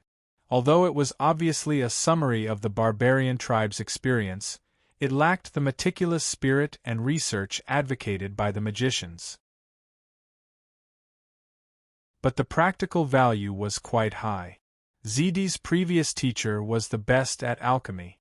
Other than practicing magic, ZD also studied a branch of alchemy, pharmaceutics. A few months later, ZD's research began to show some result. A year later, these results became more and more. Her reputation of selling some ordinary medicine began to spread among the ordinary citizens. Some students even gave up on the expensive magic medicine because they were embarrassed and chose ZD's barbarian medicine. "After I graduate, maybe I can open an ordinary medicine shop in the city." Just as she began to look forward to the beautiful future of this business, bad news suddenly came. Father was dead. When ZD first heard the news, her first reaction was to not dare to believe it. "Maybe this is just a trick Father used to lure me home?" All these years, she had never returned home. But then, Fat Tongue and many other elders sent her letters one after another, telling her the cruel truth. Endless grief drowned ZD. Although ZD hated her father, she never thought that one day she would hear the news of his death. "He is the only family I have left in this world." ZD washed her face with tears. The feeling of loneliness, loss, and insignificance was like an endless wave that swept through her heart. Although ZD had become independent in these years, she could rely on herself and live independently in this city. Although she did not spend a single cent of the money her father sent her. When her father truly died, she realized the true position her father had in her heart and in her life. Although she had a falling out with her father, although she hated him, she still loved him deeply. In the next few months, the Wisteria Chamber of Commerce was in a state of chaos. The nobles quickly divided up the businesses of the Wisteria Chamber of Commerce. Many of the members of the Chamber of Commerce changed their allegiance and voluntarily or were forced to join others. There were many letters to ZD. Most of the letters were to persuade ZD to stand up and protect the foundation left by the old president. Because according to tradition and the laws of the empire, she was the only successor of the Chamber of Commerce. But ZD turned a deaf ear to them. She hid in the Magic Academy and did not go out again. She also abandoned the fish market mission that she had persevered for years. She knew that the Magic Academy was her safe haven. It was the only place that could protect her and give her safety at this stage. Finally, after a few months, the sumptuous feast of many factions slowly came to an end. The Wisteria Chamber of Commerce was almost only left with a name. Most of the valuable businesses had become the property of others. The once glorious Super Chamber of Commerce that had a strong tendency to surpass the traditional 6 chambers of commerce had completely fallen into the mud in just a few months. There were those who sighed with emotion, those who were fearful, those who kicked him when he was down, and those who were indifferent bystanders. Finally, after everything was settled, ZD left the Magic Academy. During this time, she hid in the Magic Academy. Now, she needed to attend her father's funeral. Little ZD, don't feel guilty. What you're doing is right. Those people who tried to persuade you to come out all have ulterior motives. They want to use you to fight for more benefits. Fat Tongue led a group of people and came to her rescue. But be careful. The crocodile is full, and the ferocious piranhas are still swimming in the muddy water. After traveling in a low-key manner for a few days, ZD and her group arrived at the small town at the foot of the mountain. The small town was filled with a joyous atmosphere. A circus came to the small town and brought the townspeople one of the few entertainment activities of the year. Clowns, fireworks, colorful balloons, puppet shows, brown bears stepping on barrels, dancing monkeys, and from the east, snake dancers playing flute. ZD's carriage slowly moved through the crowd. The carriage was silent. ZD's heart was filled with sorrow. The inside and outside of the carriage were 2 distinct worlds. Opening the curtains, ZD looked up and saw the manor on the hillside. It used to be her home, and the manor didn't seem to have changed much. Her mind flashed back to her childhood, the scenes of her life in the manor, and this small town. Every year when the circus came, she would also visit and play with the company of the guard. Even a smoking parrot in the circus was enough to amaze and fascinate her when she was young. Now she was back. She had grown up, whether in age or experience. The beautiful manor in the past revealed a sad atmosphere. The incomparably mysterious circus in her memory could no longer surprise and move ZD as much as she did back then. Everything was the same, but people had changed. The convoy slowly passed through the downtown area. Under a simple stage modified from a carriage, a group of children sat around. On the stage was a puppet show, performing the story that ZD loved to hear the most in her childhood: the princess, the devil, and the knight. Hearing those familiar lines, ZD recalled the scene when she came to the small town with her mother. "Mom, the devil is so hateful, I want to defeat it. I can fight very well, the gardener's son is 2 years older than me, but he is no match for me." Her mother smiled and said, "My little princess, fighting is not something a lady should do. Don't worry, you don't have to do anything, you will have your knight, he will protect you for the rest of your life." "My knight?"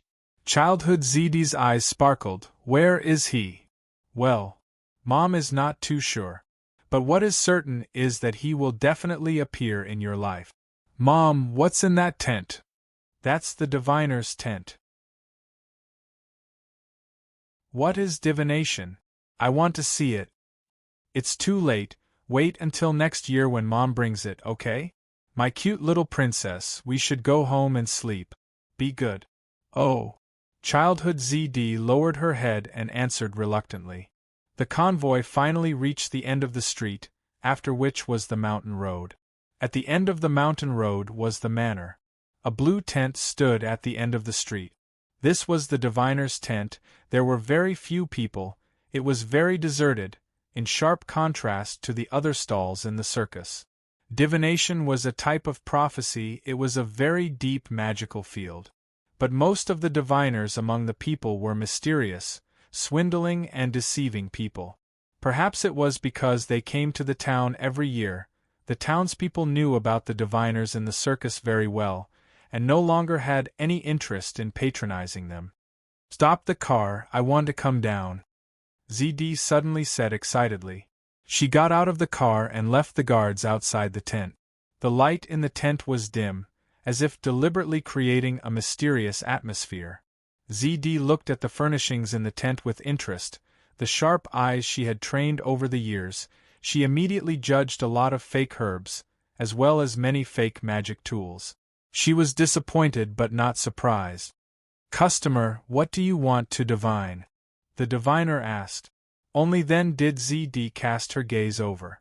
The diviner was an old woman with deep wrinkles, a dark blue 9-pointed star in the center of her forehead. She casually sat down. "Please divine, when will the night in my life come?" The diviner began to touch the obviously fake crystal ball on the short table, and her mouth was muttering something that was difficult to hear, or perhaps she herself could not understand. The diviner began to frown, the sound of her mouth became more and more anxious. She seemed to have encountered a difficult situation. Suddenly, her whole body convulsed, her eyes rolled up, only revealing the whites of her eyes. The corners of her eyes, nostrils, mouth, and ears all flowed out bright red blood. She cried out in horror, "Ah! I see. I see your destiny. In your destiny, there is no night. Only, ah! A beast, no, a monster. Monster!" ZD was shocked and stood up subconsciously. The guards outside the tent heard the commotion and immediately came in. The diviner was lying on the table, her eyes were actually white.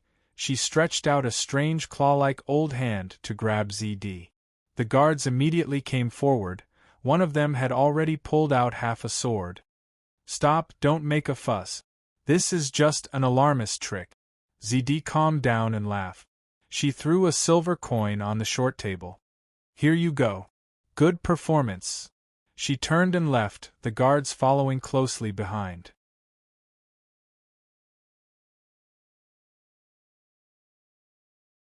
Chapter 188. It was drizzling and the sky was gloomy.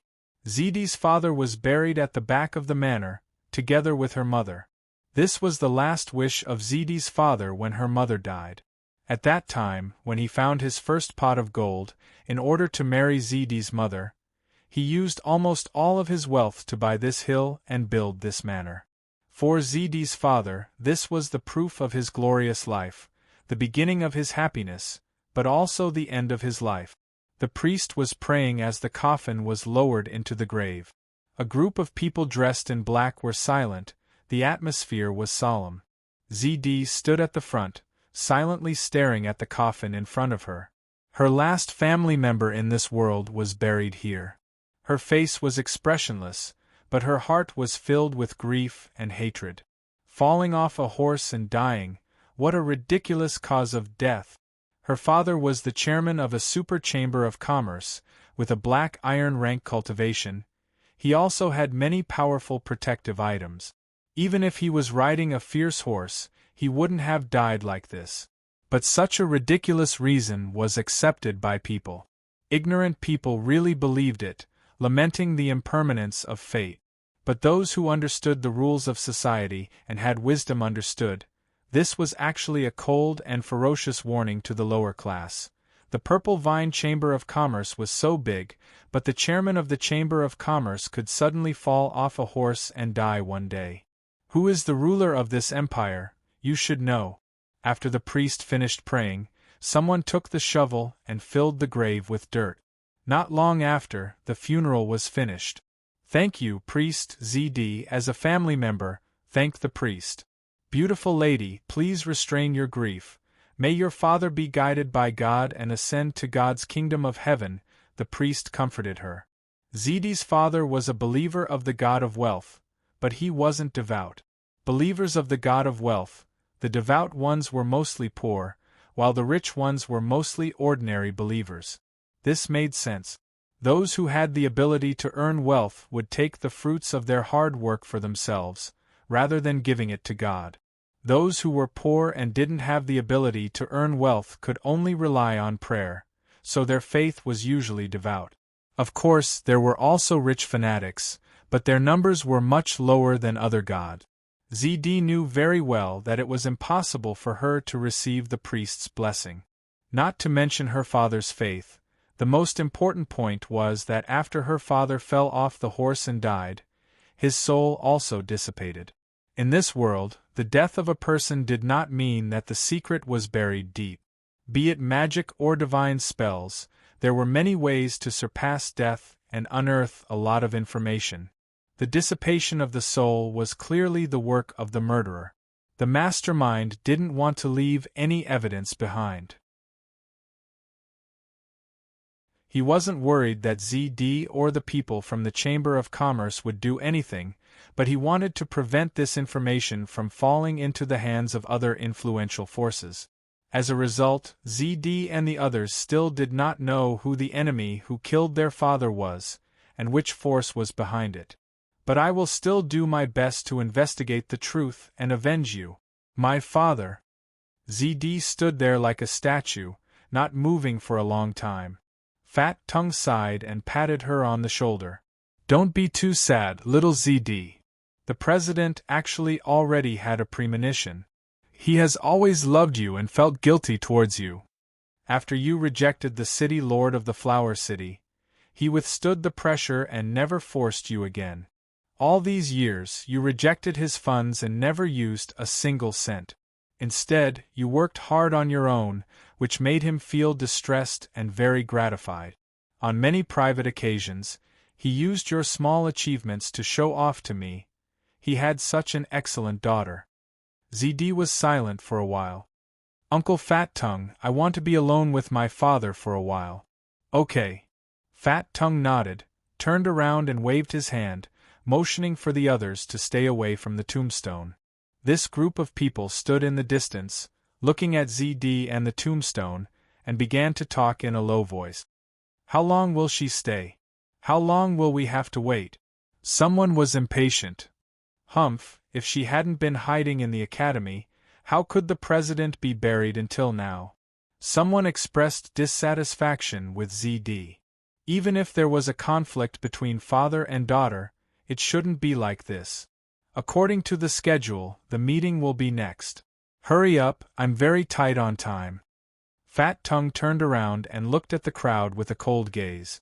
He indicated, if you want to wait, you can continue to wait. If you don't want to wait and are tight on time, you can leave directly. Naturally, you don't have to participate in the meeting.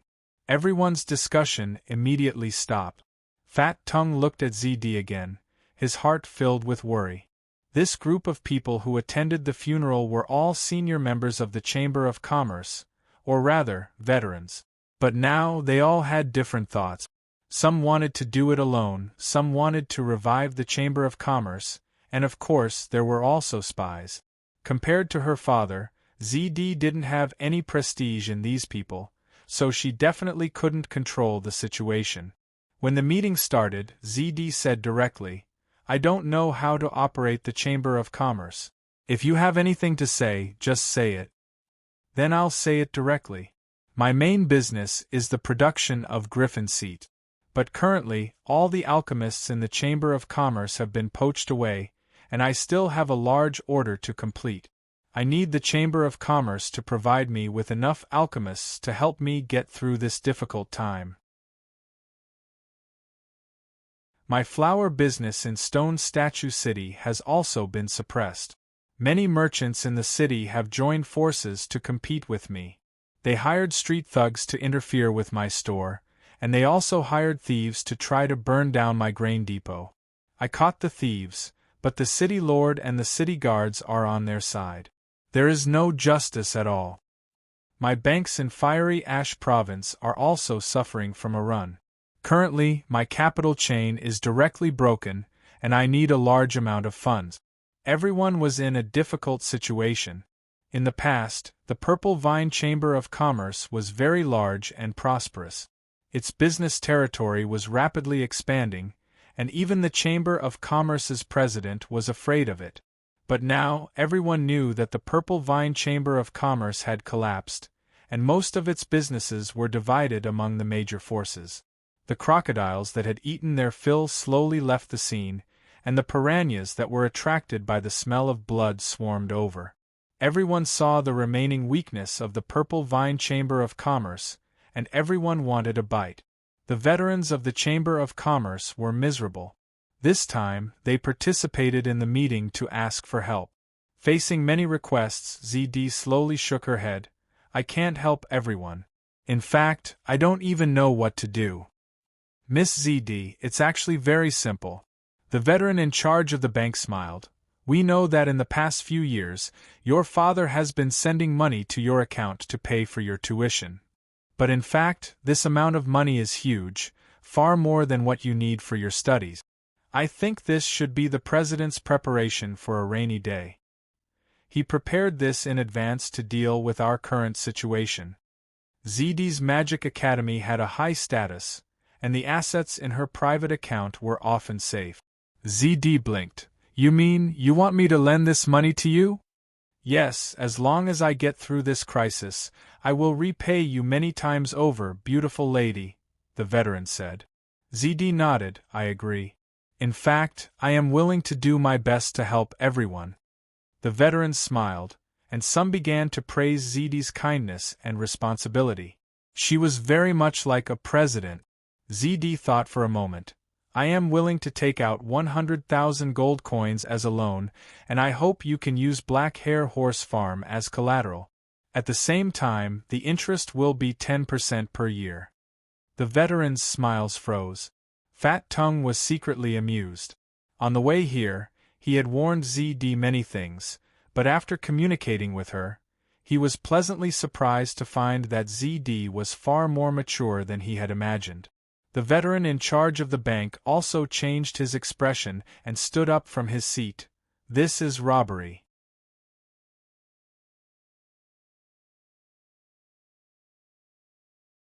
Chapter 189. Under the night sky, the manor was quiet. ZD slowly opened the door and entered the room. She lit a candle. Her father's study was still the same, not much different from what she remembered. The Fong family wasn't big, but the lighting was good. If it was daytime, the sunlight would shine through the glass and illuminate the room. The study was simply furnished. There were no oil paintings on the wall, but a huge map of the continent. On the map, ZD's father made many red and blue symbols. Every time the Wisteria Chamber of Commerce expanded to a certain place, he would make corresponding changes on the map. ZD stopped in front of the huge map.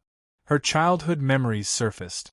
When she was very young, whenever her father had some achievements, he would happily invite her mother to look at the map and tell her about the development of the Chamber of Commerce.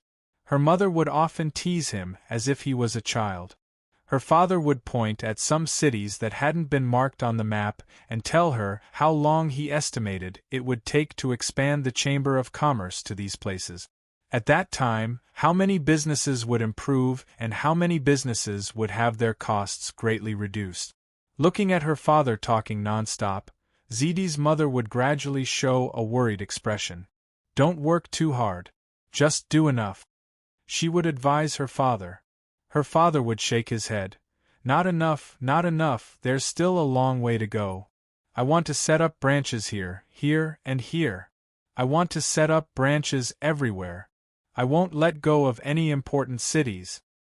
He did it. ZD looked up at the map on the wall. All kinds of symbols covered all the important cities in the empire. In addition, there were many special villages and towns. What an amazing business achievement! It was hard to imagine that this was something a black iron rank could do. But it was this great achievement that became the cause of his death. ZD retracted her gaze and slowly walked to the back of the desk. On the huge mahogany desk, there were brushes, ink, documents, and a small easel. On the easel was a portrait of her father, mother, and ZD standing together. In the portrait, ZD was still very young, not even 4 years old. She was in her father's arms, her small head resting on her father's shoulder as she fell asleep. ZD slowly sat down on the leather chair that her father always sat on. Her petite figure made the seat seem wide and large. The seat had been there for a long time. Even though ZD was very light, it still creaked. ZD thought about how her father sat and subconsciously imitated him. She put her elbows on the table and clenched her hands into fists to support her chin or her lip. This was what she often saw when she opened the door to her father's study to remind him that the light was still on late at night. "Father," ZD murmured and thought of the meeting that took place during the day.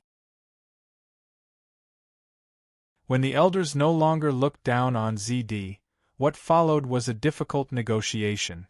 Although ZD had experienced a lot of hardships in life over the years and had been influenced a lot since she was young, she was still inexperienced when it came to personal contact and participation in such business negotiations. Fortunately, Fat Tongue had been publicly supporting her. He had opened his mouth many times and pointed out the traps in the various clauses. Most of the matters had not been settled yet. A small number of them had reached a preliminary cooperation agreement. Some of them publicly left the Wisteria Chamber of Commerce. One of them was the doyen who controlled the banking business. ZD did not make things difficult for these people at all. She released a strong signal to the outside world. "If you want to leave, then leave. I am not afraid of any of you leaving. Even if all of you leave, I am not afraid." She knew that these people did not accept the recruitment. On one hand, they did not like the conditions of the various forces. On the other hand, the powerful forces looked down on them. This time, they came here to participate in the funeral only on the surface. Their real intention was to take out real benefits from the president's faction to subsidize themselves. However, they did not expect that ZD was no longer as simple and inexperienced as they remembered. ZD firmly held onto her own interests and never relaxed at all. Originally, the president's faction had suffered the greatest loss due to the drastic changes in the Wisteria Chamber of Commerce. ZD would only be interested in a profitable partnership with her. ZD, who was now curled up in the leather chair, had two main feelings. The first was that she was rich. Even if she lost more than 80%, the remaining 20% was still a considerable amount of wealth. The second was that it was difficult. The battle of wits and courage during the negotiations and the war of words made ZD's head ache until now. At the same time, ZD was not confident that she would be in control of so much wealth for the first time. Can I do it well? Can I hold on to this wealth? Can I support the Wisteria Chamber of Commerce? ZD, you must do it. This is your father's painstaking effort. At the same time, it is also your hope for revenge. Although she had never expressed it to others, ZD had already made up her mind to take revenge. During the day at the funeral, ZD already knew what Fat Tongue said to her. In fact, ZD was already well aware of it. After these years of training, she understood a principle very well. It was far better to see a person through actions than through words. The hatred from before had dissipated and turned into a complicated feeling for her father, who could not make mistakes, especially when facing the powerful forces of almost the entire empire. Moreover, he had never really forced his daughter to do anything. It was only the first day, but ZD had deepened her understanding of her father. Ha ha ha ha! At this moment, a sudden burst of laughter broke ZD's reminiscence. Then, the door of the study was suddenly pushed open. A young man strode in with his head held high and came in front of ZD. He was very short, like a dwarf. His gray hair was very eye-catching because of his explosive hairstyle, which was extremely flamboyant. He held a dagger in his hand, but it gave the young man a heroic feeling of taking out a huge sword. "Who are you?" ZD asked. "Ha ha!" The young man with the explosive hairstyle laughed loudly. "Good question." He suddenly lowered his voice, obviously deliberately creating a hoarse and vicissitude tone. He recited, "I come from the shadows, I dance on the tip of the blade. Fate chose to let me down, but I chose to kill. God gave me salvation, but I would rather destroy. Carrying out love and true evil, I am me, the genius of the world's #1 assassin, Luo Shi. Young girl, I have come to take your life. Make your move, let me kill you." ZD was very shocked. Although it was the first time she experienced an assassination, She had never heard of such a grand assassination. No matter how strange this assassin was, the murderous aura on his body could not be fake. "Guards!" ZD raised her voice and shouted. The young man Luo Shi laughed and said proudly, "Ha ha ha, you can scream. Even if you scream until your throat is broken, no one will come to save you. Because they have already been knocked down by me." ZD coldly snorted, her arm shook slightly, and a small pinch of powder fell from her wide sleeves. "Magic, lime technique." She uttered a few short syllables, and the powder, as a casting material, quickly exploded, turning into an even finer powder mist, suddenly filling the whole study. Then, she immediately jumped, nimbly leaving the study table, and rolled to the corner of the wall. During this time, she had already used the casting material in her bosom to start a short chant. Magic, soft sound technique. When she stood up, the soft sound technique was successfully cast, making ZD's movements and chanting sound extremely soft. Then, she once again cast the third magic, mirror image technique. A mirror image that looked very similar to her dash to the door. "Wow, not bad." Luo Shi's voice suddenly came from behind ZD. ZD had just started to feel shocked, when Luo Shi's dagger handle lightly touched her back, and in a flash, Do Qi was transmitted, penetrating into ZD's body, locking her in place, as stiff as a rock, unable to move. Lime technique is almost instantaneous, soft sound technique is also very sharp, the choice of mirror image technique is also not bad. Luo Shi's comments, full of interest, made ZD's heart sink to the bottom of the valley. Then, Luo Shi burst out with Do Qi, blowing away all the powder mist in the room. Silver rank. Seeing the color of the Do Qi, ZD felt as if she had fallen into an ice cave. At the same time as fear, there was also anger and hatred. "Were you the one who killed my father?" the girl questioned. Luo Shi shook his head. "That was not me. Sneaky assassinations were not befitting of an assassin. I am a man who aspires to be the best assassin in the world. How could I do such a tasteless thing?" Although they had only met once, ZD naturally chose to believe Luo Shi's words. Luo Shi placed his dagger horizontally on ZD's neck. Because he was short, in order to make this move, he had to step on the wall with both feet, using Do Qi to attach to the soles of his shoes, making his posture very stable. The information said that you were busy making a living, neglecting to practice magic. But you secretly advanced to iron rank, and the way you fought just now, you must have practiced hard. TSK, you really are a cunning girl. Remember, the one who killed you is me, Luo Shi, a genius destined to be the best assassin in the world. Wait, dwarf. How much does it cost to hire you? I'll pay double. ZD shouted. Luo Shi, who was behind her, was stunned, then immediately became furious. Arg, I'm going to explode from anger. I am the best assassin in the world, I must have the best professional ethics.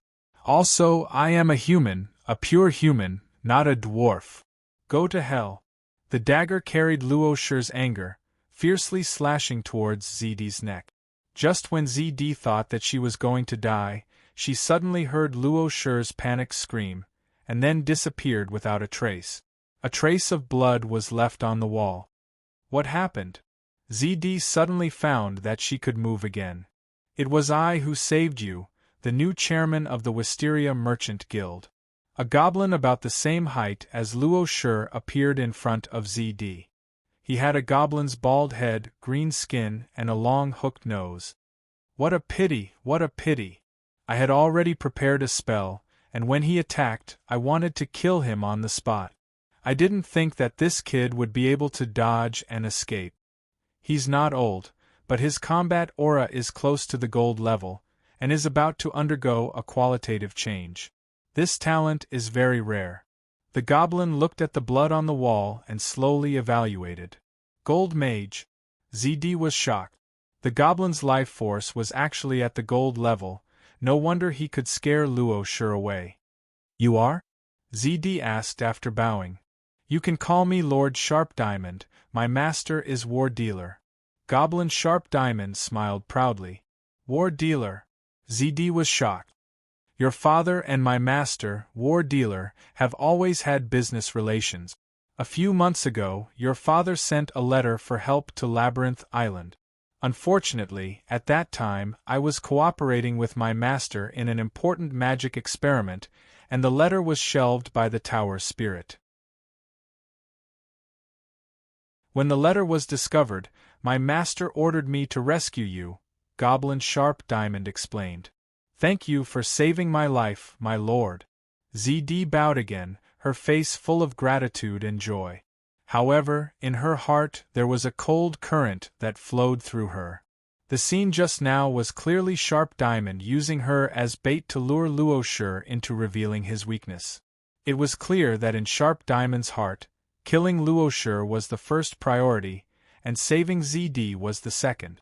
Combined with his explanation just now, ZD's father's letter for help was not taken seriously by him and the War Dealer. Otherwise, why would they be delayed by the experiment? However, ZD's father should have a close business relationship with the War Dealer. For ZD's father to send a letter for help to the War Dealer, other than being anxious, he also had a certain degree of confidence that the request would succeed. Now that the War Dealer had sent his student, Sharp Diamond, to help, it meant that ZD's father was of some use to the War Dealer. Thinking about it, it's not strange. The War Dealer is 7th on the wanted list, a recognized alchemist grandmaster, and a veteran arms dealer. If he wants to sell arms, his best choice is the Wisteria Chamber of Commerce. Only the 6 major chambers of commerce are larger than the Wisteria Chamber of Commerce, but they are all controlled by the Empire's nobles. Father must have helped the War Dealer sell a lot of arms, that's why he got help. Unfortunately, it's too late. Damn it. He just saved me in passing, the main point is to kill Luoshur. This means that he knows the current situation of the Wisteria Chamber of Commerce, and I'm of little use to him. In a few breaths, ZD's thoughts turned like lightning, and she understood the situation. Her eyes flashed, and she immediately said, Sir Sharp Diamond, although my father has passed away, I have taken over his position. From now on, I am willing to serve you and the War Dealer with all my strength. Sharp Diamond was stunned, and looked at ZD in a new light. Your expression changed just now, it should be the first time you learned of your father's secret business. In order to protect yourself, you want to borrow our strength. Haha, you little girl, interesting. Nothing can escape your eyes, sir. ZD was very sincere. I'm very afraid. I didn't think that I would attract an assassination attempt as soon as I took over. In order to save my life, I'm willing to take greater risk. And I also believe that among all the chambers of commerce on the continent, only mine is worthy of your investment. That's right. Sharp Diamond nodded. We've worked with your father for a long time, and we do trust you. Although the Wisteria Chamber of Commerce exists in name only, this name is known throughout the world, so it's still very valuable. But with your current strength, you don't have the qualifications to work with us and receive our protection. Then, how do I qualify? ZD asked with a smile. However, Sharp Diamond's next words made her face pale instantly. Then let's have a marriage alliance.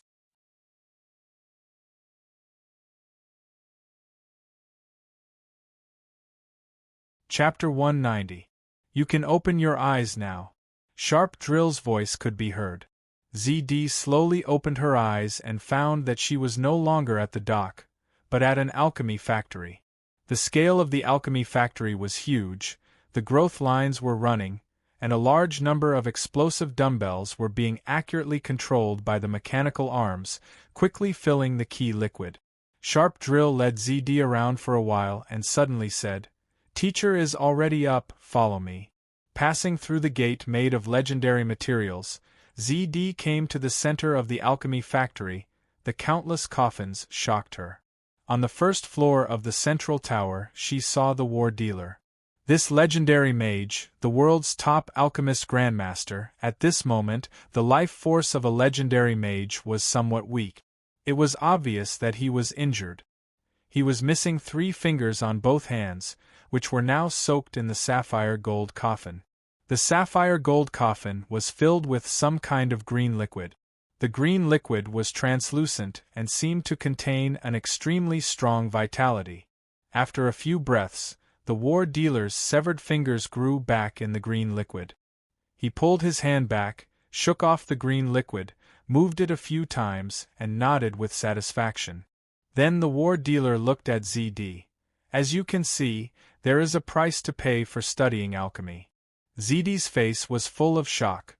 Sir War Dealer, what is this healing liquid? It can actually heal a legendary level severed limb in an instant? If this kind of medicine is sold, even if the sales are not big, it will definitely cause a sensation in the world. Ha! The War Dealer laughed. You are like your father. When he first came here, he was fascinated by the alchemy canon. He suggested the price of the canon to me, and in a few words, he came up with a sales plan. Although he is only a black iron, he does have a rare talent for business. I have a lot of business partners, but any goods that reach your father will sell the most. Thank you for your praise, sir. ZD bowed again. The War Dealer nodded again, his eyes showing admiration. You are more courageous than your father, and your eloquence is also very good. You have successfully convinced the 100 Needles family, and facilitated this marriage on your own. You have chosen a very good target, very suitable. ZD thanked him verbally, but there was a shadow in her heart. The first night she took over as the president of the Wisteria Chamber of Commerce, Luo Shi tried to assassinate her. If it wasn't for her father's request for help, which led the gold-ranked mage Sharp Drill to come here and chase away Spiral Rock, ZD would have been dead by now. Clearly, some people were unwilling to see the Wisteria Trading Company have a new president with a strong personality. ZD didn't know what kind of power or authority the mastermind was, or if it was one of the participants of the meeting that day. In order to protect herself, ZD needed someone strong to protect her. Sharp diamonds and war traffickers were obviously the best choices. Because they were criminals jointly wanted by the various continents, their positions were naturally clear. They needed ZD, but the rich and powerful had plenty of substitute. Sharp Diamond had proposed a marriage alliance to ZD. Only when ZD met the requirements would she have the qualifications to cooperate with Sharp Diamond and the war traffickers. The current Wisteria Chamber of Commerce was too weak. It was worlds apart from its peak state in the past. In the past, ZD had rejected the marriage alliance. But now, in order to protect herself and avenge her father, ZD had no choice but to choose a marriage alliance. She succeeded. She formed a close alliance with the 100 Needles clan and formed a marriage alliance with Jinjin.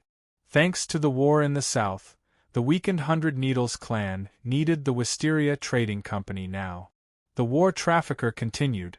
This green liquid can't be sold. The true power to heal me isn't this liquid, but the divine artifact of this sapphire gold coffin. ZD's eyes widened. Is it the legendary divine artifact that can revive the Quetzalcoatl god?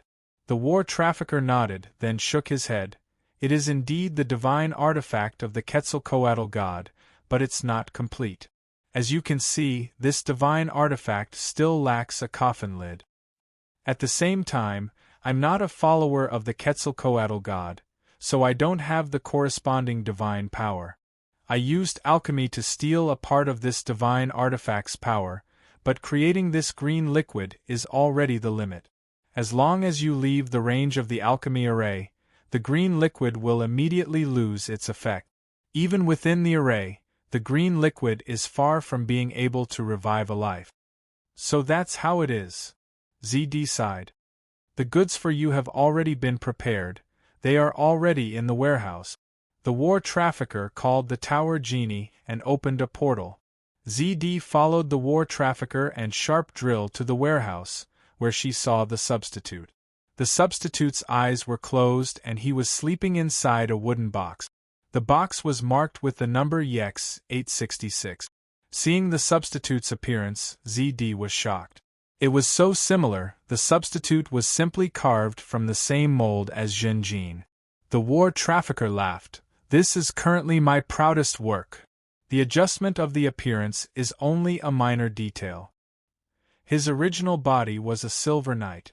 In order to perfectly replace Zhenjin, I successfully fused the Golden Queen Bee's bloodline into his body.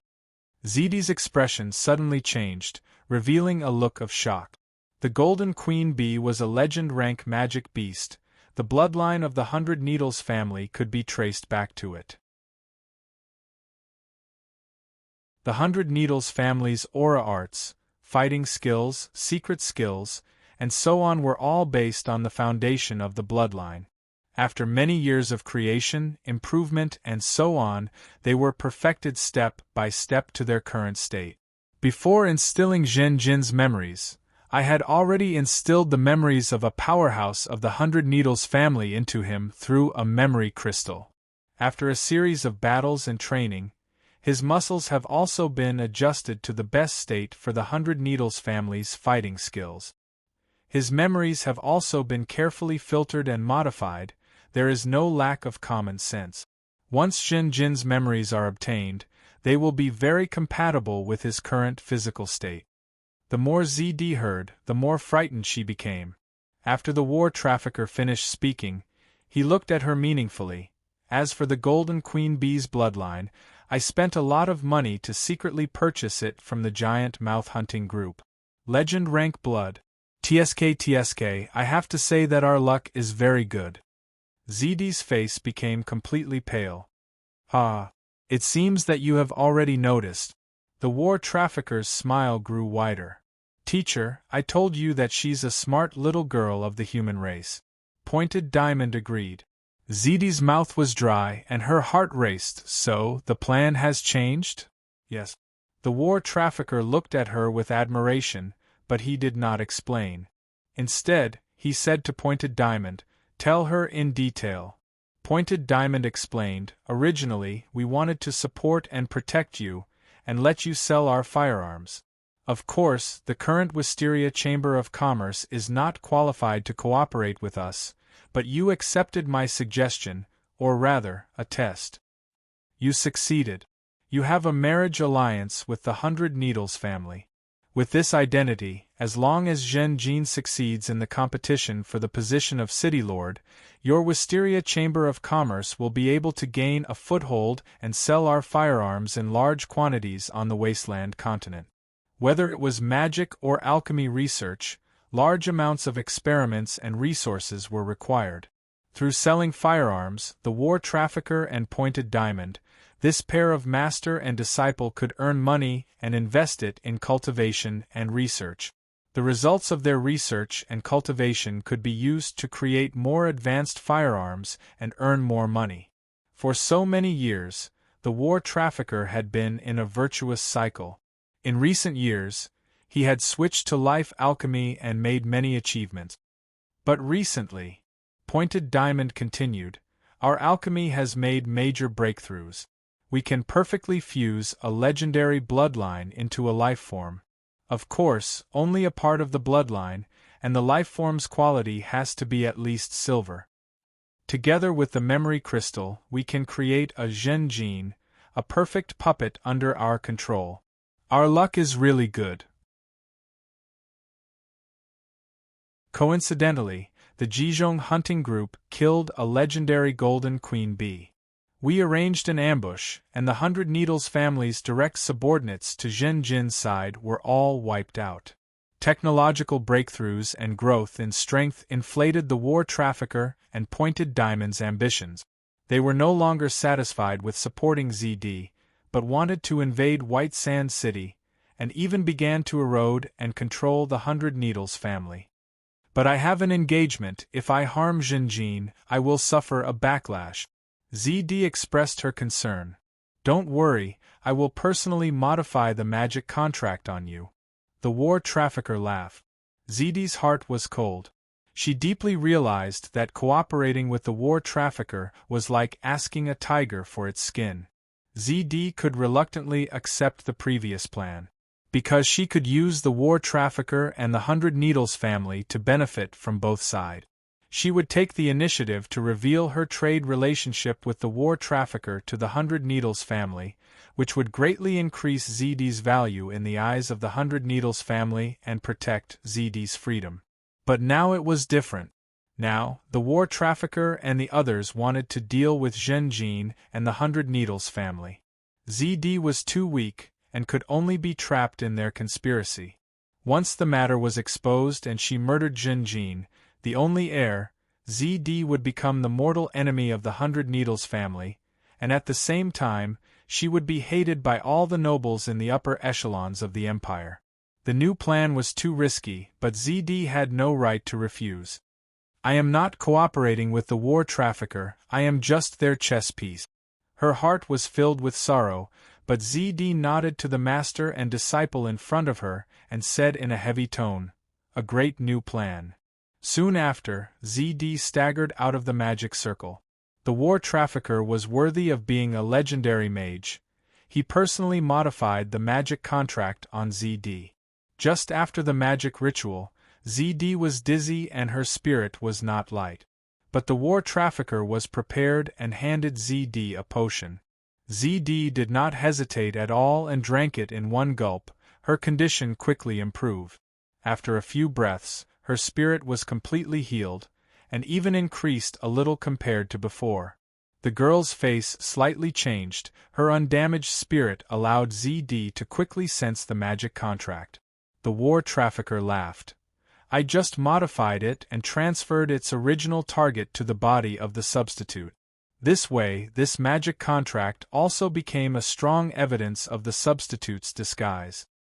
From now on, you and the substitute's life are linked together, both of you share life. Of course, the highest authority is in my hands. As long as I think about it, this magic contract will change dramatically in an instant and take away both of your lives. Unless I die one day, this contract will stay with you forever, human girl. ZD's face was pale. The war trafficker did things flawlessly, not giving ZD and the substitute any room to rebel. If nothing unexpected happened, from now on, ZD can only be a pawn of the war trafficker. The only thing this substitute lacks is Zhen Jin's own memories. The war trafficker sighed. I will give you a crystal device that can transfer memories. Of course I've already done something to it. As long as Zhen Jin uses this device, all of his memories will be secretly copied. It's best if he does it willingly. If you force him, there will be flaws in the memory copy. As for how to make him willingly do it, I'm sure you can do it. ZD will do her best to not disappoint Sir War Trafficker's expectations. ZD bowed and half-knelt on the ground. This attitude made both the war trafficker and Sharp Diamond very satisfied. A few days later, in a warehouse at the docks. Sir, this is the substitute I prepared for you. ZD smiled next to him. Unbelievable. Too unbelievable. How could you find such a perfect substitute? Zhen Jin exclaimed. ZD had a smile on her face, but her mood was very complicated.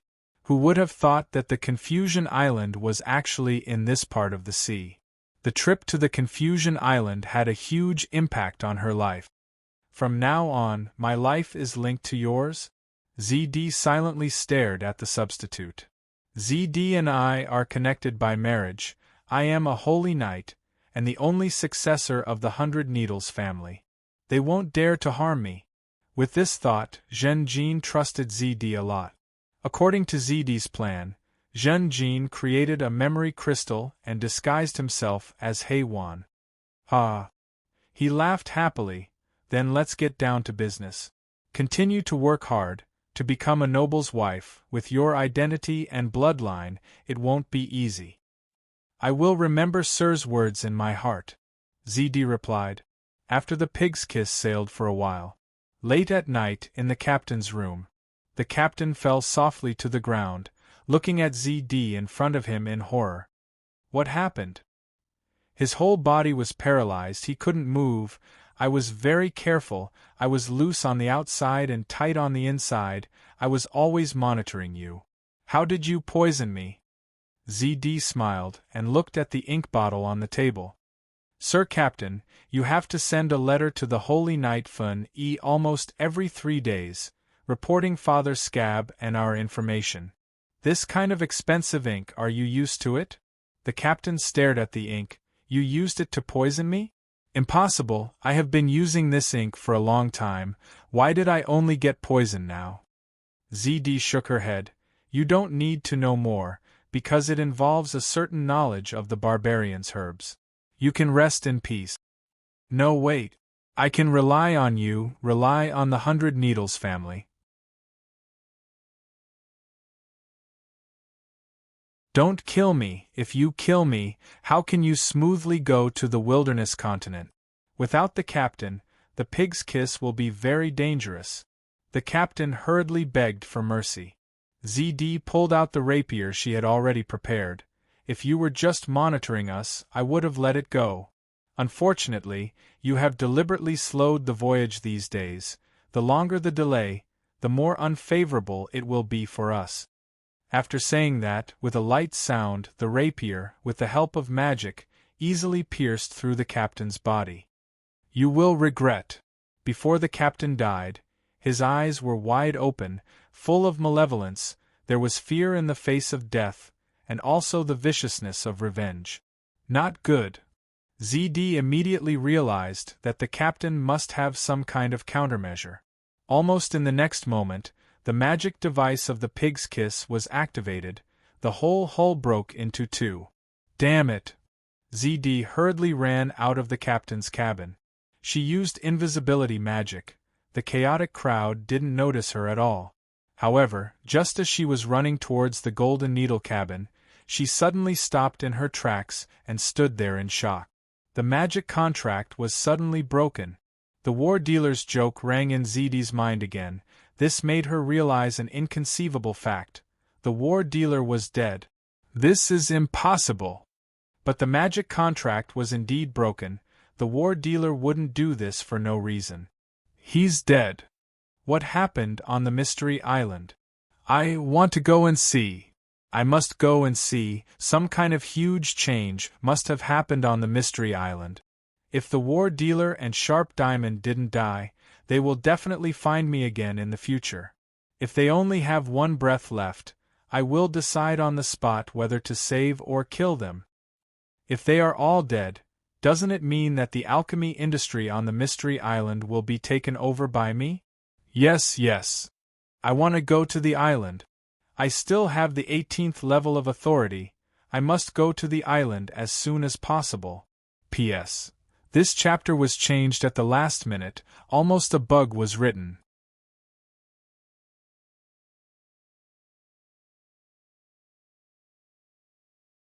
Chapter 191.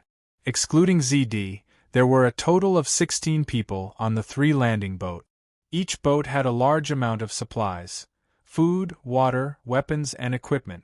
On the boat ZD was on, there was a coffin-shaped wooden box. The wind was blowing and the waves were surging. They could avoid the nearest beach, away from the shipwreck site of the Pig's Kiss, and choose another beach to disembark. Quickly row. ZD kept urging. Not far behind the 3 boats, there was a huge black shadow in the sea, quickly approaching them. The other 16 people knew that they were in danger, and used all their strength to drive the 3 boats forward quickly. I can't use my magic or do-chi. Damn it, I hope the situation on the island is different.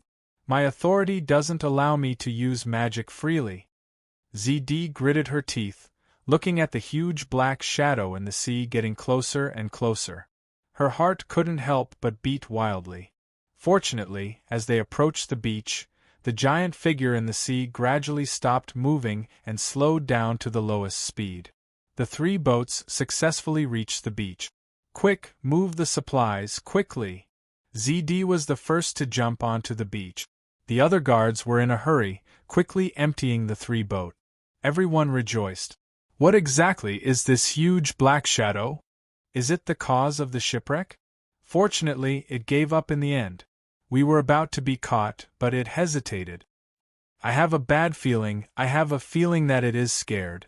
Maybe there is something on the island that threatens its life. In the end, Miss ZD, why are we here? ZD snorted. You should thank me for saving your lives first, shouldn't you? The guard's expressions were a little awkward. ZD didn't think that there would be a backup plan after the captain's death. The shipwreck happened too suddenly. ZD tried her best, but only managed to take away 16 guards and a large amount of supplies. She managed to snatch 3 landing craft in advance and led the group away. This is the island of confusion. I want to find the alchemy factory. Where is it? After ZD logged in, she was directly teleported to the alchemy factory. She did not know the specific location. Some of you have been hired by me, and some of you are old guards of the Wisteria Chamber of Commerce. Just do as I say. Now let's depart immediately. By the way, protect this wooden box well. The things inside are very important. You have to protect it just like you protected me. Understood, Miss ZD, President. The guards looked at each other for a moment before replying. As the group went deeper into the rainforest, the island gradually revealed its ferocious and terrifying side. The blood-lined centipede died under the blades of the guards. What kind of magical beast is this? Does anyone know? It looks like both a centipede and a snake. I've never heard of it before. Let's call it the blood-flying snake, ZD said. That's not important. We have to keep moving forward. We have to move fast. Wait a moment. Magic crystals are very valuable. Sir President, I killed this snake. Can you let me take its magic core first? The caravan's guard pleaded. This idiot. ZD sighed and nodded helplessly. She had visited the alchemy factory and knew that this kind of modified magical beast did not have a magic core from the pointy drill. The rest of the people looked at this lucky guy with a slightly envious gaze. It was not difficult to cut open the blood-flying snake, but after dissecting it, the guard's excitement suddenly disappeared. He was surprised and doubtful. What's going on? There is no magic core. This life force is obviously from a magical beast. I'm not sure. Since there is no magic core, let's go. ZD urged again. However, things did not go as planned. The group moved slower and slower. The complicated landscape of the rainforest often made people hesitate. The extremely dense vegetation hid dangerous magical beasts, so the group had to move forward carefully. If they were careless, their lives would be in danger. After the guards repeatedly admonished her, ZD had no choice but to bow her head in the face of reality. Then let's build a campsite and rest. After resting for 2 days, the group continued to move forward. However, the deeper they went into the rainforest, the more terrifying the dangers they encountered. When they reached the 3rd campsite, someone suggested again. We have brought too many resources. Actually, a large part of our physical strength is used to transport the resources. We feel that it is feasible to leave a portion of the resources here. ZD thought for a while and felt that it was not a bad idea. If the group was defeated in the future and the resources were lost, they still had a way out. I underestimated the danger level of the Mystery Island. If I knew that magic was forbidden here, I would have awakened the substitute first. He had a silver cultivation level and was transformed into a werbeast at the same time. I was not forbidden in the alchemy factory. Wait, since the war dealer is dead, there must have been a shocking change here. Maybe the Mystery Island was originally free, but the change brought about a forbidden environment. Is this one of the war dealer's defensive measures? ZD had a lot of guesses in her heart. After entering the rainforest for more than 10 days, she had completely dispelled the plan of quickly discovering the alchemy factory. This will be a long exploration. But if I succeed, my life will change completely. I will succeed. ZD was very determined. However, a few days later, she suffered a blow to the head. they encountered a silver-level man-made magical beast, the blue dog fox wolf. This extremely cunning magical beast deliberately attacked the guard at the back of the group. It deliberately did not kill him directly, but dragged him and ran wildly. ZD and the group immediately ran and rushed to rescue him. The original formation was in chaos, and the blue dog fox wolf took the opportunity to attack. The crossbows in the hands of the guards seriously injured it, but it killed 3 guards. The guards were furious and wanted revenge. It is a silver-level magical beast. Which one of you is its opponent? Keep moving. ZD's attitude was firm. It is already seriously injured. This is the most dangerous time for wild beasts. But this forest will clean it up. It will be eaten by other beasts. If it has a magic nucleus, maybe I will go. But after so many days, all the magical beasts we killed did not have a magic nucleus. This wolf will not be an exception. ZD's words were very reasonable. Since there was no profit to be gained, after the anger gradually subsided, no one was willing to risk their lives to take revenge. Moreover, to search for a wolf in this vast rainforest was very difficult. What they did not expect was that when they did not look for the wolf attacked them again. This time, the blue dog fox wolf brought back a beehive, and the poisonous fire bees attacked the whole camp. 4 guards were stung, and their injuries were so serious that they fell into a coma. ZD tried her best to save them, but it was useless, and in the middle of the night they all died. The blue dog fox wolf's attack did not stop, and after that, it attacked again and again, pestering ZD and the rest, becoming a nightmare that they could not get rid of. The situation forced ZD and the rest to increase their speed, so they began to reduce their supplies. The substitute's wooden box was cumbersome, and could only be abandoned in one of the campsites. Only then did everyone know that there was a person hidden in the wooden box. He is my fiancé, Lord Jinjin. You all know that we are here to help him, but in fact we used a scheme to secretly help him sneak into White Sand City and catch his competitors off guard. ZD explained. So that's the case, no wonder the president is so nervous about a wooden box. But why has Master Jinjin been in a coma? ZD sighed.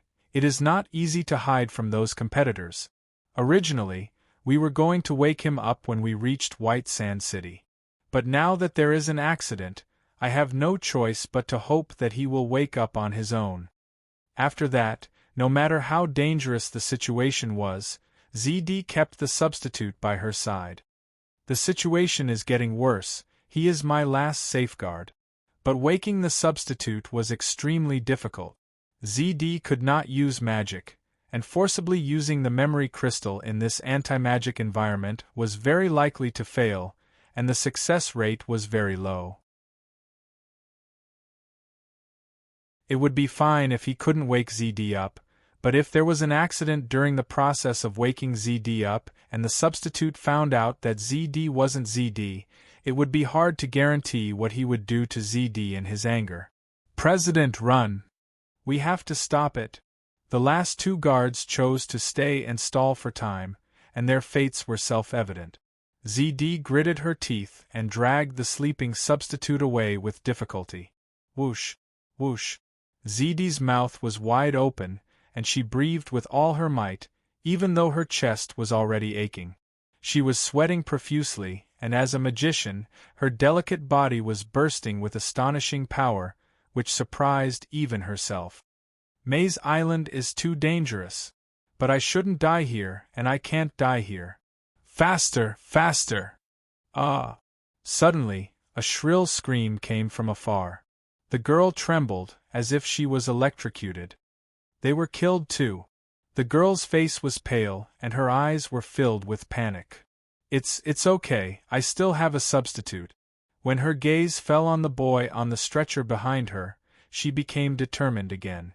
Climbing trees and crossing rivers, ZD temporarily got rid of the blue dog fox wolf, but she quickly realized that her life was still hanging by a thread. Then there is only one last choice left. A determined light flashed in the girl's eyes. She took out the memory crystal and began to activate it. The girl became more and more anxious and whispered, "Faster, faster. I beg you, hurry up and activate it." As if it heard the girl's pleas, the milky white crystal finally began to shine faintly, and it was almost undetectable. As expected, most magic was forbidden on this island, but that was only relative. As long as the grade is high enough, it can be used. It's just that its power and effect are greatly reduced. Just as ZD had expected, the blue dog, the fox, and the wolf once again rushed over. It pounced in the air, and the shadow of death enveloped the girl's body and mind. Am I going to die here? At the moment when ZD was in despair, the substitute suddenly opened his eyes. He was awakened by the roar of a beast, and kicked the blue dog fox wolf fiercely, sending it into the river. Then, the boy supported himself with both hands on the ground, and stood up, glaring angrily. I was saved? He was successfully awakened by me. ZD's pupils shrank and her breathing stopped. Looking at the boy's thin back, she felt a strong sense of security.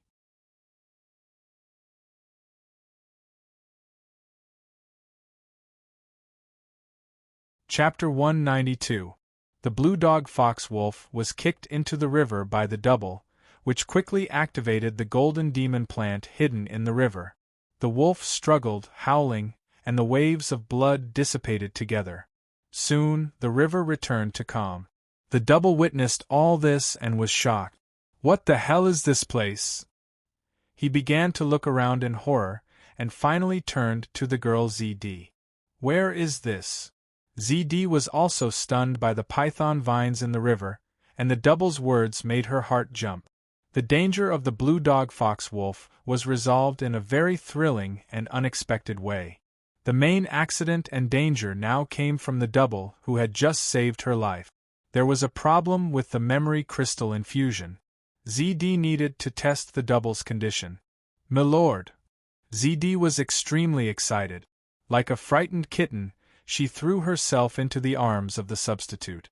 The double looked at the girl in his arms, and was at a loss for a moment. "Thank God, sir, you're finally awake." The girl excitedly hugged the double tightly. "Sir, you're awake." The double patted her shoulder, and then gently pushed ZD away. ZD looked up at the double, excitement and surprise overflowing in her words. The double looked at the girl in his arms, and suddenly his heart seemed to skip a beat. Her delicate face was full of weakness, and her eyes were red as if she was about to cry.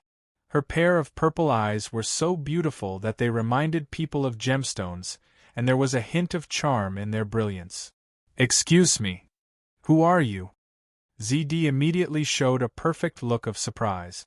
She couldn't help but widen her eyes and look up at the double, her eyes motionless.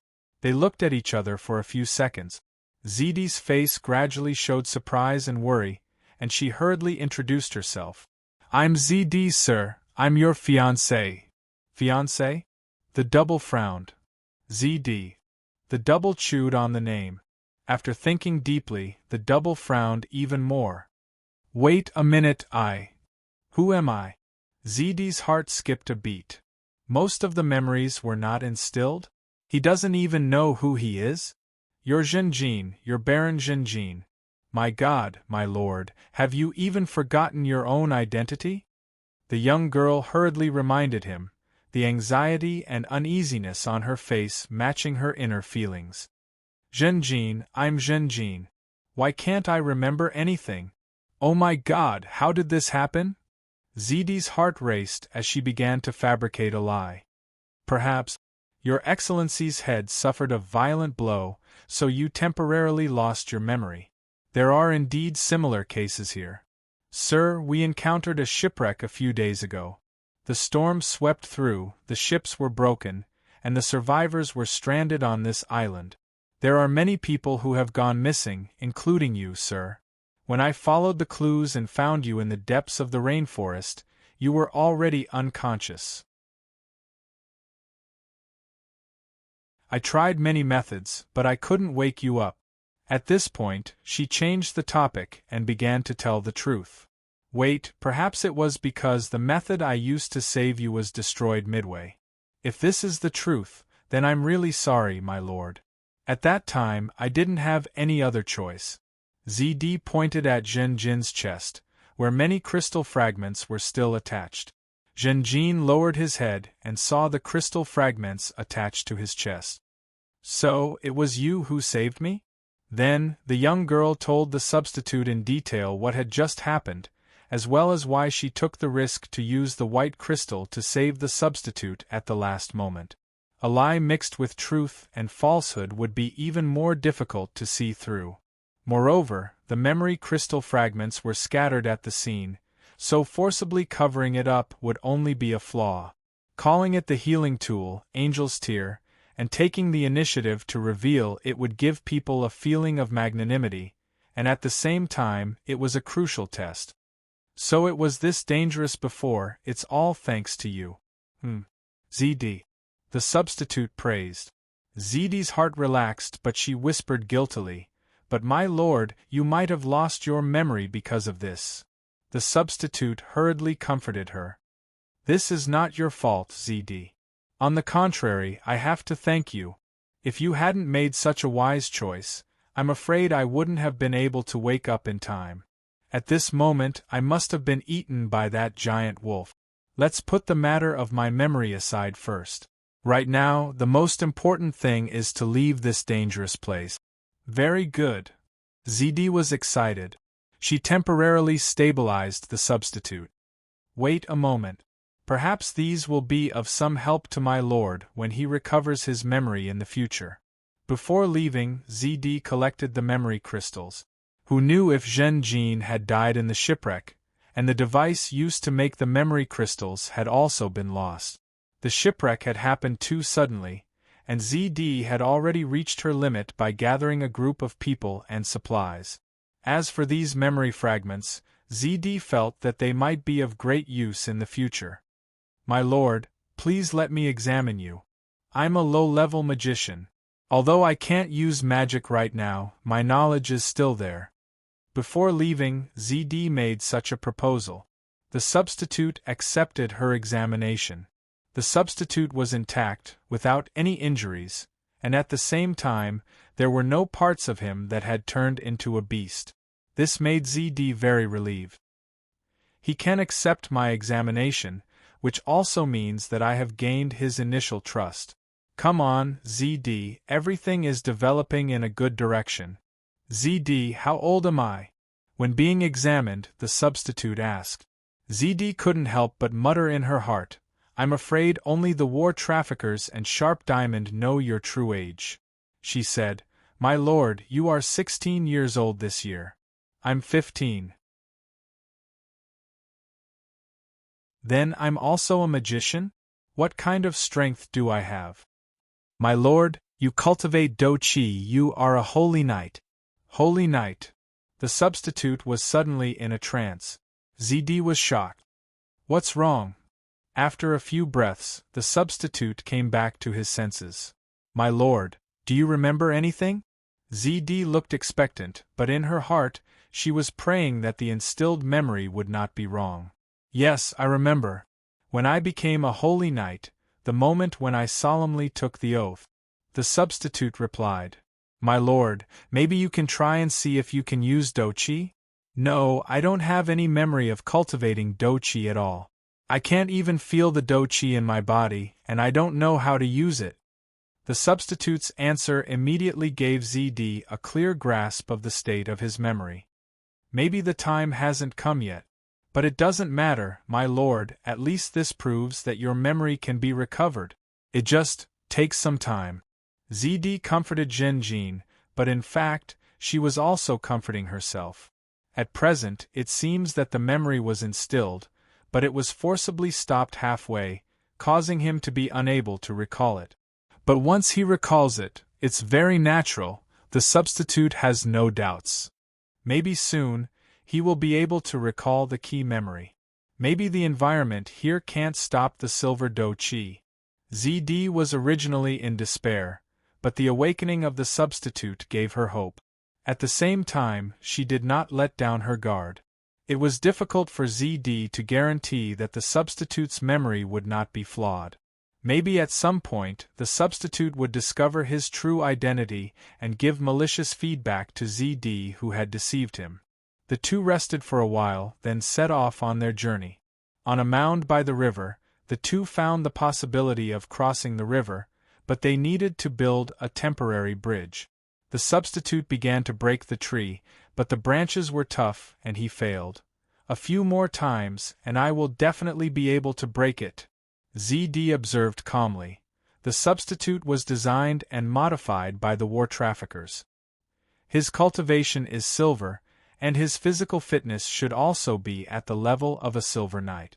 But at the same time, he is also a half-beast and can shapeshift. Of course, the substitute does not know this at all. Only when he is faced with death and has no choice will he shapeshift. However, the strength of a silver knight should not be unable to break a branch. There is something wrong with the trees here. While thinking, ZD said, Lord Zhenjin, these mounds are a little strange. The soil is reddish-brown, and the trees that grow on it also seem to be more resilient than normal trees. Next, the gold-level man-made magical beast, the lava giant tortoise, appeared. In order to drink water, it had a big battle with the python vines in the river, and finally left. In a short period of time, seeing two gold-level creatures with her own eyes, ZD's heart was cold. I have underestimated the monster island. With my strength, there is no way I can explore here. The magical beasts hidden in one place can take my life. Sigh. Although the war trafficker's legacy is valuable, it is not something I can touch. ZD had this idea many days ago. The gold-level magical beasts and magical plants, today's life was hanging by a thread, and the 16 guards were all gone, so she finally changed her mind. Many of the animals and plants on this island are very strange, and I have never seen them before.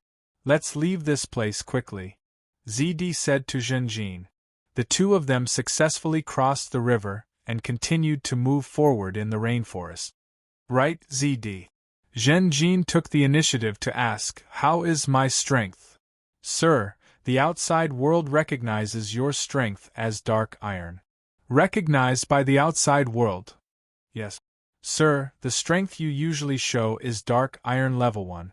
But according to my speculation, it must be more than that. Because this time, sir, you are crossing the sea to compete for the position of White Sand City's lord. And the lord of a city must at least have a silver cultivation level to be able to convince the public. ZD had already prepared herself for this question, so she answered it very smoothly. And the deduction ability shown by the substitute made ZD even more vigilant. Not long after, the two of them arrived at the place where the blue dog fox wolf killed the last two guard. Be careful. ZD's warning was too late. Zhenjin was still injured by the blood centipede. ZD used medicine to treat Zhenjin's injuries. Fortunately, the centipede's legs are not poisonous. I'm sorry, sir, for causing you to be injured. I should have told you this information earlier. The girl felt guilty and regretful. She was worried that the substitute would find out, so she subconsciously hid a lot of information. The injury of the substitute this time made her understand that she had to tell part of the information to the substitute. This was undoubtedly a test for ZD. Once there was a contradiction and the substitute found out, she would be suspicious of ZD. And the more suspicious she was, the more likely it was not a magical beast that would take her life, but the young knight in front of her. No, he is not a knight at all.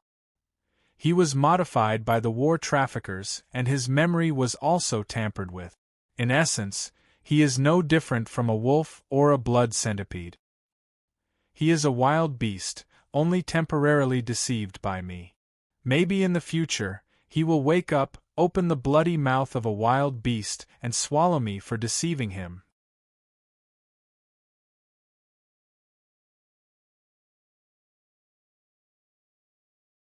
Chapter 193. Strange. The substitute inspected the corpse of the bloodline centipede. Where is the crystal core of this magical beast? ZD promptly explained. The magical beasts on this island have a strong life force, but there are no magic crystals in their bodies. Perhaps it was because of this that these magical beasts did not display any similar spells.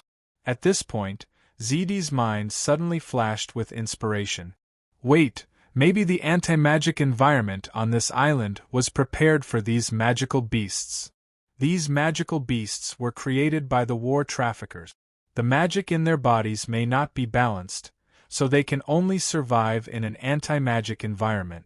Once the anti-magic environment disappears, these magical beasts may die or even self-destruct due to the imbalance of magic in their bodies. The more ZD thought about it, the more she felt that this conjecture was correct. Since she came ashore, she had seen many modified magical beasts. If these man-made magical beasts were so powerful, then the war traffickers would have sold them as firearms. But he did not do so. This means that these man-made magical beasts have fatal weaknesses and cannot be used universally. ZD glanced at Jinjin. To be safe, she did not speak of this conjecture. ZD secretly felt that it was a pity. The anti-magic environment may have always been there. When I first came ashore on this island, I was received by Sharp Diamond. At that time, I must have received special treatment. The key now is that we don't know the range of the anti-magic environment. The substitute has a silver-level cultivation. Will he be banned? He can't use chi, is it because he has amnesia? In short, he is the key to survival now. Let's stabilize him first. At night, by the bonfire, ZD's gaze fell on the substitute's new arm guard inside. If you had this iron arm guard earlier, sir, you would not have been injured by the bloodline centipede. Jinjin could not help but feel moved. He could not help but reach out his hand and stroke ZD's hair. ZD trembled slightly. Sir.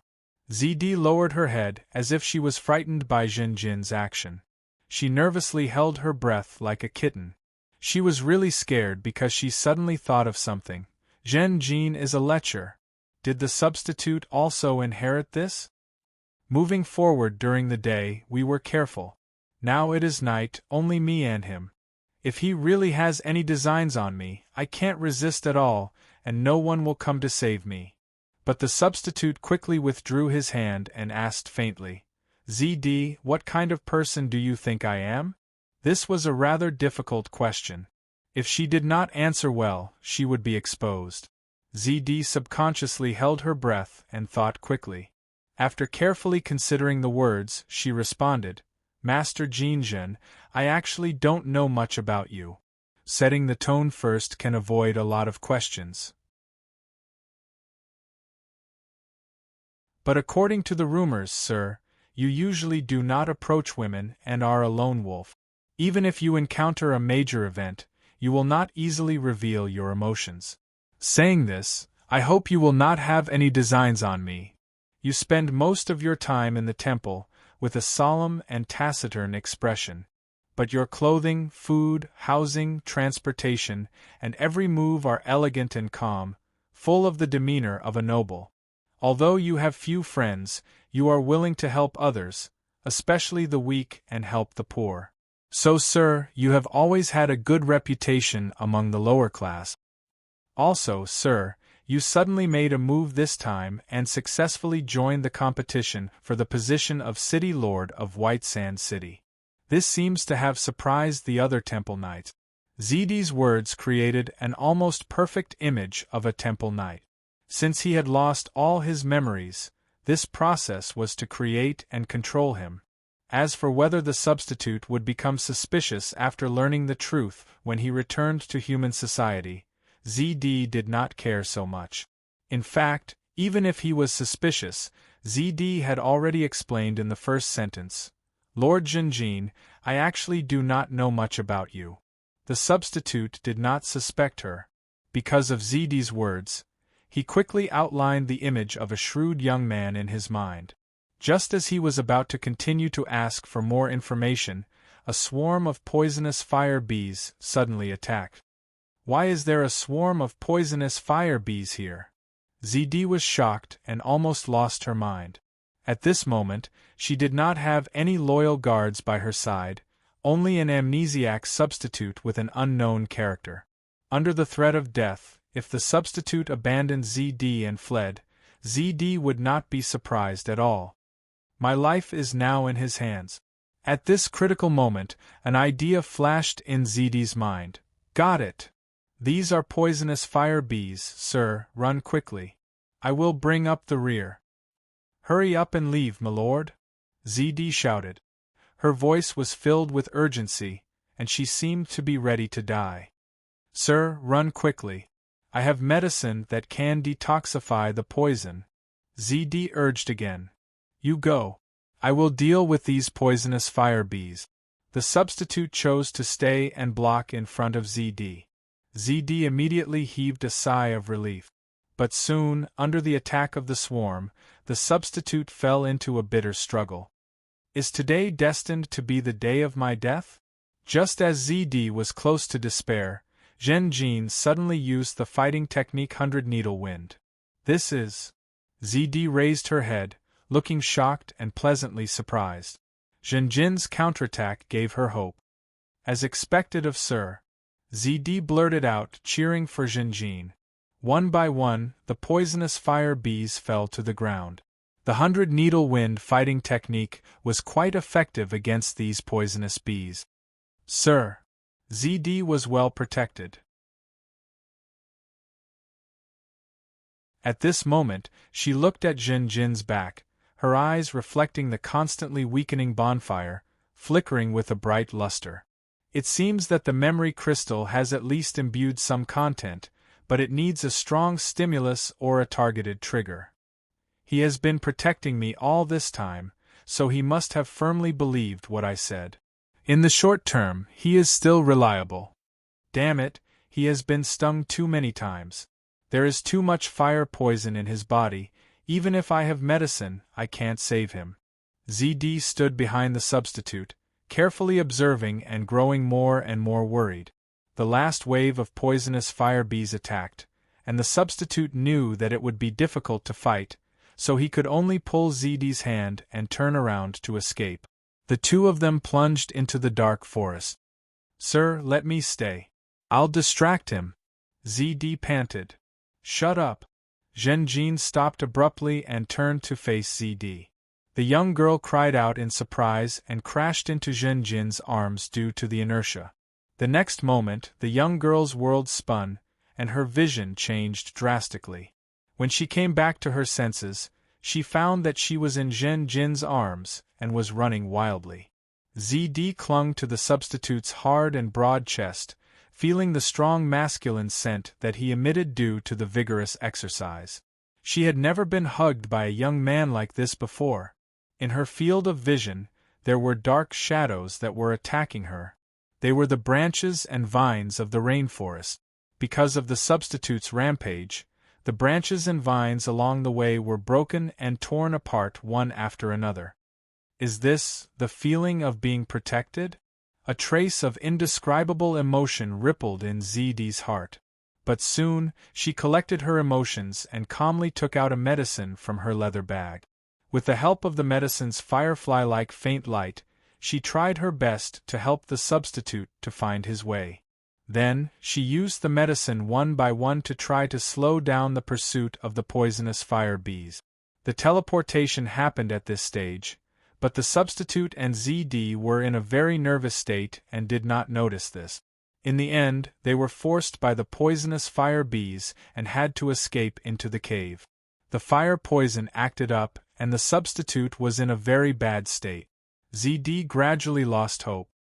He relied on the last trace of clarity in his mind and said weakly to ZD, Go quickly. But the young girl shook her head violently, tears flashing in her eyes. She said with a sobbing tone, No, sir. I will never leave you. It wasn't easy for me to find you. It wasn't easy for us to get to this point. How can I give up? Without you, my substitute, how could I escape from Confusion Island alone? At most, I will just die like this. I just lost the bet, underestimated Confusion Island, underestimated the war traffickers. I accept this result, but it doesn't mean that I can't afford to lose. An accident happened. The brown monkey bear felt that its territory was invaded and rushed out, driving the poisonous fire bees out of the cave. ZD and the substitute were safe for the time being, but the substitute was in a worse state and was on the verge of death. The substitute drove again, but ZD shook her head and refused. I won't go, I won't give up. Sir, I can make medicine, I can definitely make the right medicine. We still have hope, please don't give up. Quick, quick, quick, move faster. ZD shouted in her heart as she took out bottles of medicine. In order to save time, she directly poured the medicine on the ground, corroding a small round pit. Simple medicine can't save the substitute. I can only temporarily make a more powerful medicine. ZD, come on. You must succeed. If you save the substitute, you still have a chance to live and escape from here. The young girl's movements were unprecedentedly fast, and the barbarian medicine that she had memorized by heart quickly turned over in her mind. She mixed a few medicines together, and then took out many dried leaves and roots from her bosom. She first crushed them into powder and then poured them into the round pit. Gurgle, gurgle, the mixed medicine in the round pit began to bubble, and smoke curled up. ZD knew that her hope of survival was at this moment, and it all depended on whether she could grasp it or not. The huge pressure forced her, and she cried as she made the medicine. In order to pursue the ferocious medicine, she took the risk of mixing in a lot of berserk medicine. She was not confident, but she knew that there was no hope for other methods. Fortunately, the medicine she had concocted had successfully awakened the substitute and dispelled a large amount of fire poison in the substitute's body. But at the same time, the large amount of berserk medicine was also squeezing the substitute's life force. Once the medicine's effect was over, ZD was not sure whether the substitute was dead or alive. The substitute wanted to bring ZD out of the cave, but in the end, they saw the horned black leopards and the brown monkey bear fighting. Because of the obstruction of the horde, the substitute and ZD's escape plan failed, and they could only retreat back into the cave. The brown monkey bear returned victorious, and ate a lot of ores to heal its injuries. Once again facing a difficult choice, the substitute awakened Zhen Jin's memory. He finally made a decision, and rushed towards the brown monkey bear without hesitation. It was a tragic fight. It was completely a life for a life. The substitute's arms were completely broken, and the muscles in his arms had turned into minced meat. There were many fractures in his body, and his internal organs were bleeding badly. The brown monkey bear's sharp claws pierced through the substitute's abdomen, pinning him to the ground. The scorching sharp claws roasted his intestines, skin, and flesh in an instant. In the end, the substitute and the brown bear tore at each other, and both sides perished together. Are they all dead? ZD stood in the same place in a daze, and only after a long time did her body tremble, and she suddenly woke up. She hurriedly ran towards the substitute's body, and checked him with a heart of luck. After confirming his death, ZD's emotions became very complicated. First, she was shocked. She had never seen such a tragic fight at such a close distance. Then, she was grateful. He died for me. He was like a real knight, bravely sacrificing himself. No, the war dealer once said, before the transformation, he was already a silver knight. I should have trusted him a little more. Finally, she was lonely and afraid. Now, I'm still the only one left. The substitute was awakened, but after a day and a night, he was dead. In the huge Confusion Island, in the dense forest, among the endless ferocious magical beasts, only ZD was left alone. How should she go? How should she survive? ZD had no answer, no direction, and she was shrouded in despair. She sat on the ground, leaning on the substitute's body, thinking about her life, thinking about her father's revenge, and recalling the shipwreck. She was sometimes angry, sometimes hateful, sometimes regretful, sometimes in disbelief, and felt like she was in a dream. In the end, she was only a 15-year-old girl. She curled up her body and wrapped her arms around her legs. She felt as if the deathly silent cave had become her tomb. Time passed quietly, and she did not know how long had passed. ZD suddenly raised her head. There were still traces of tears on her face, but her eyes were firm again. No, it's not the last moment yet. I can't give up yet. Even if I'm the only one left, I still have hope of escaping from here. Even if the hope is very small, I will do my best to grasp it. ZD regained her fighting spirit, wiped her tears, and began to move. The first thing she needed to do was to gather the ingredients for the potion. In this environment where magic was forbidden, the most helpful thing was still the potion. Especially the potion on the barbarian's leather scroll. However, when she was half kneeling on the ground, collecting the blood of the bear corpse, she heard a soft bang. ZD's heart jumped. She quickly turned around and saw the substitute waking up. An intense shock suddenly struck her, and she exclaimed in her heart, "Impossible, he was clearly dead just now. Resurrected from the dead?"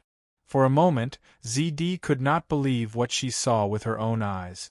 Because there was no magic here, and no divine arts, how could he be resurrected for no reason? Wait. Suddenly, a light flashed in her mind. The substitute was personally modified by the war trafficker. The war trafficker personally admitted that this was his proudest work. Could it be that this is one of the effects of the war trafficker's modification? Thinking about it carefully, it seems very possible. The war trafficker wanted to use a substitute to replace Jinjin. He even used the blood of the golden queen bee. He did his best to modify it, so it's reasonable that the substitute has the ability to resurrect. In just 1 or 2 breaths, ZD came to her senses. The girl immediately rushed to the substitute's side and shouted in surprise, "Sir? Lord Jinjin, you're awake. You're tuning in to the Phoenix Knights YouTube channel. Don't forget to subscribe and join us on this journey to catch the most captivating stories."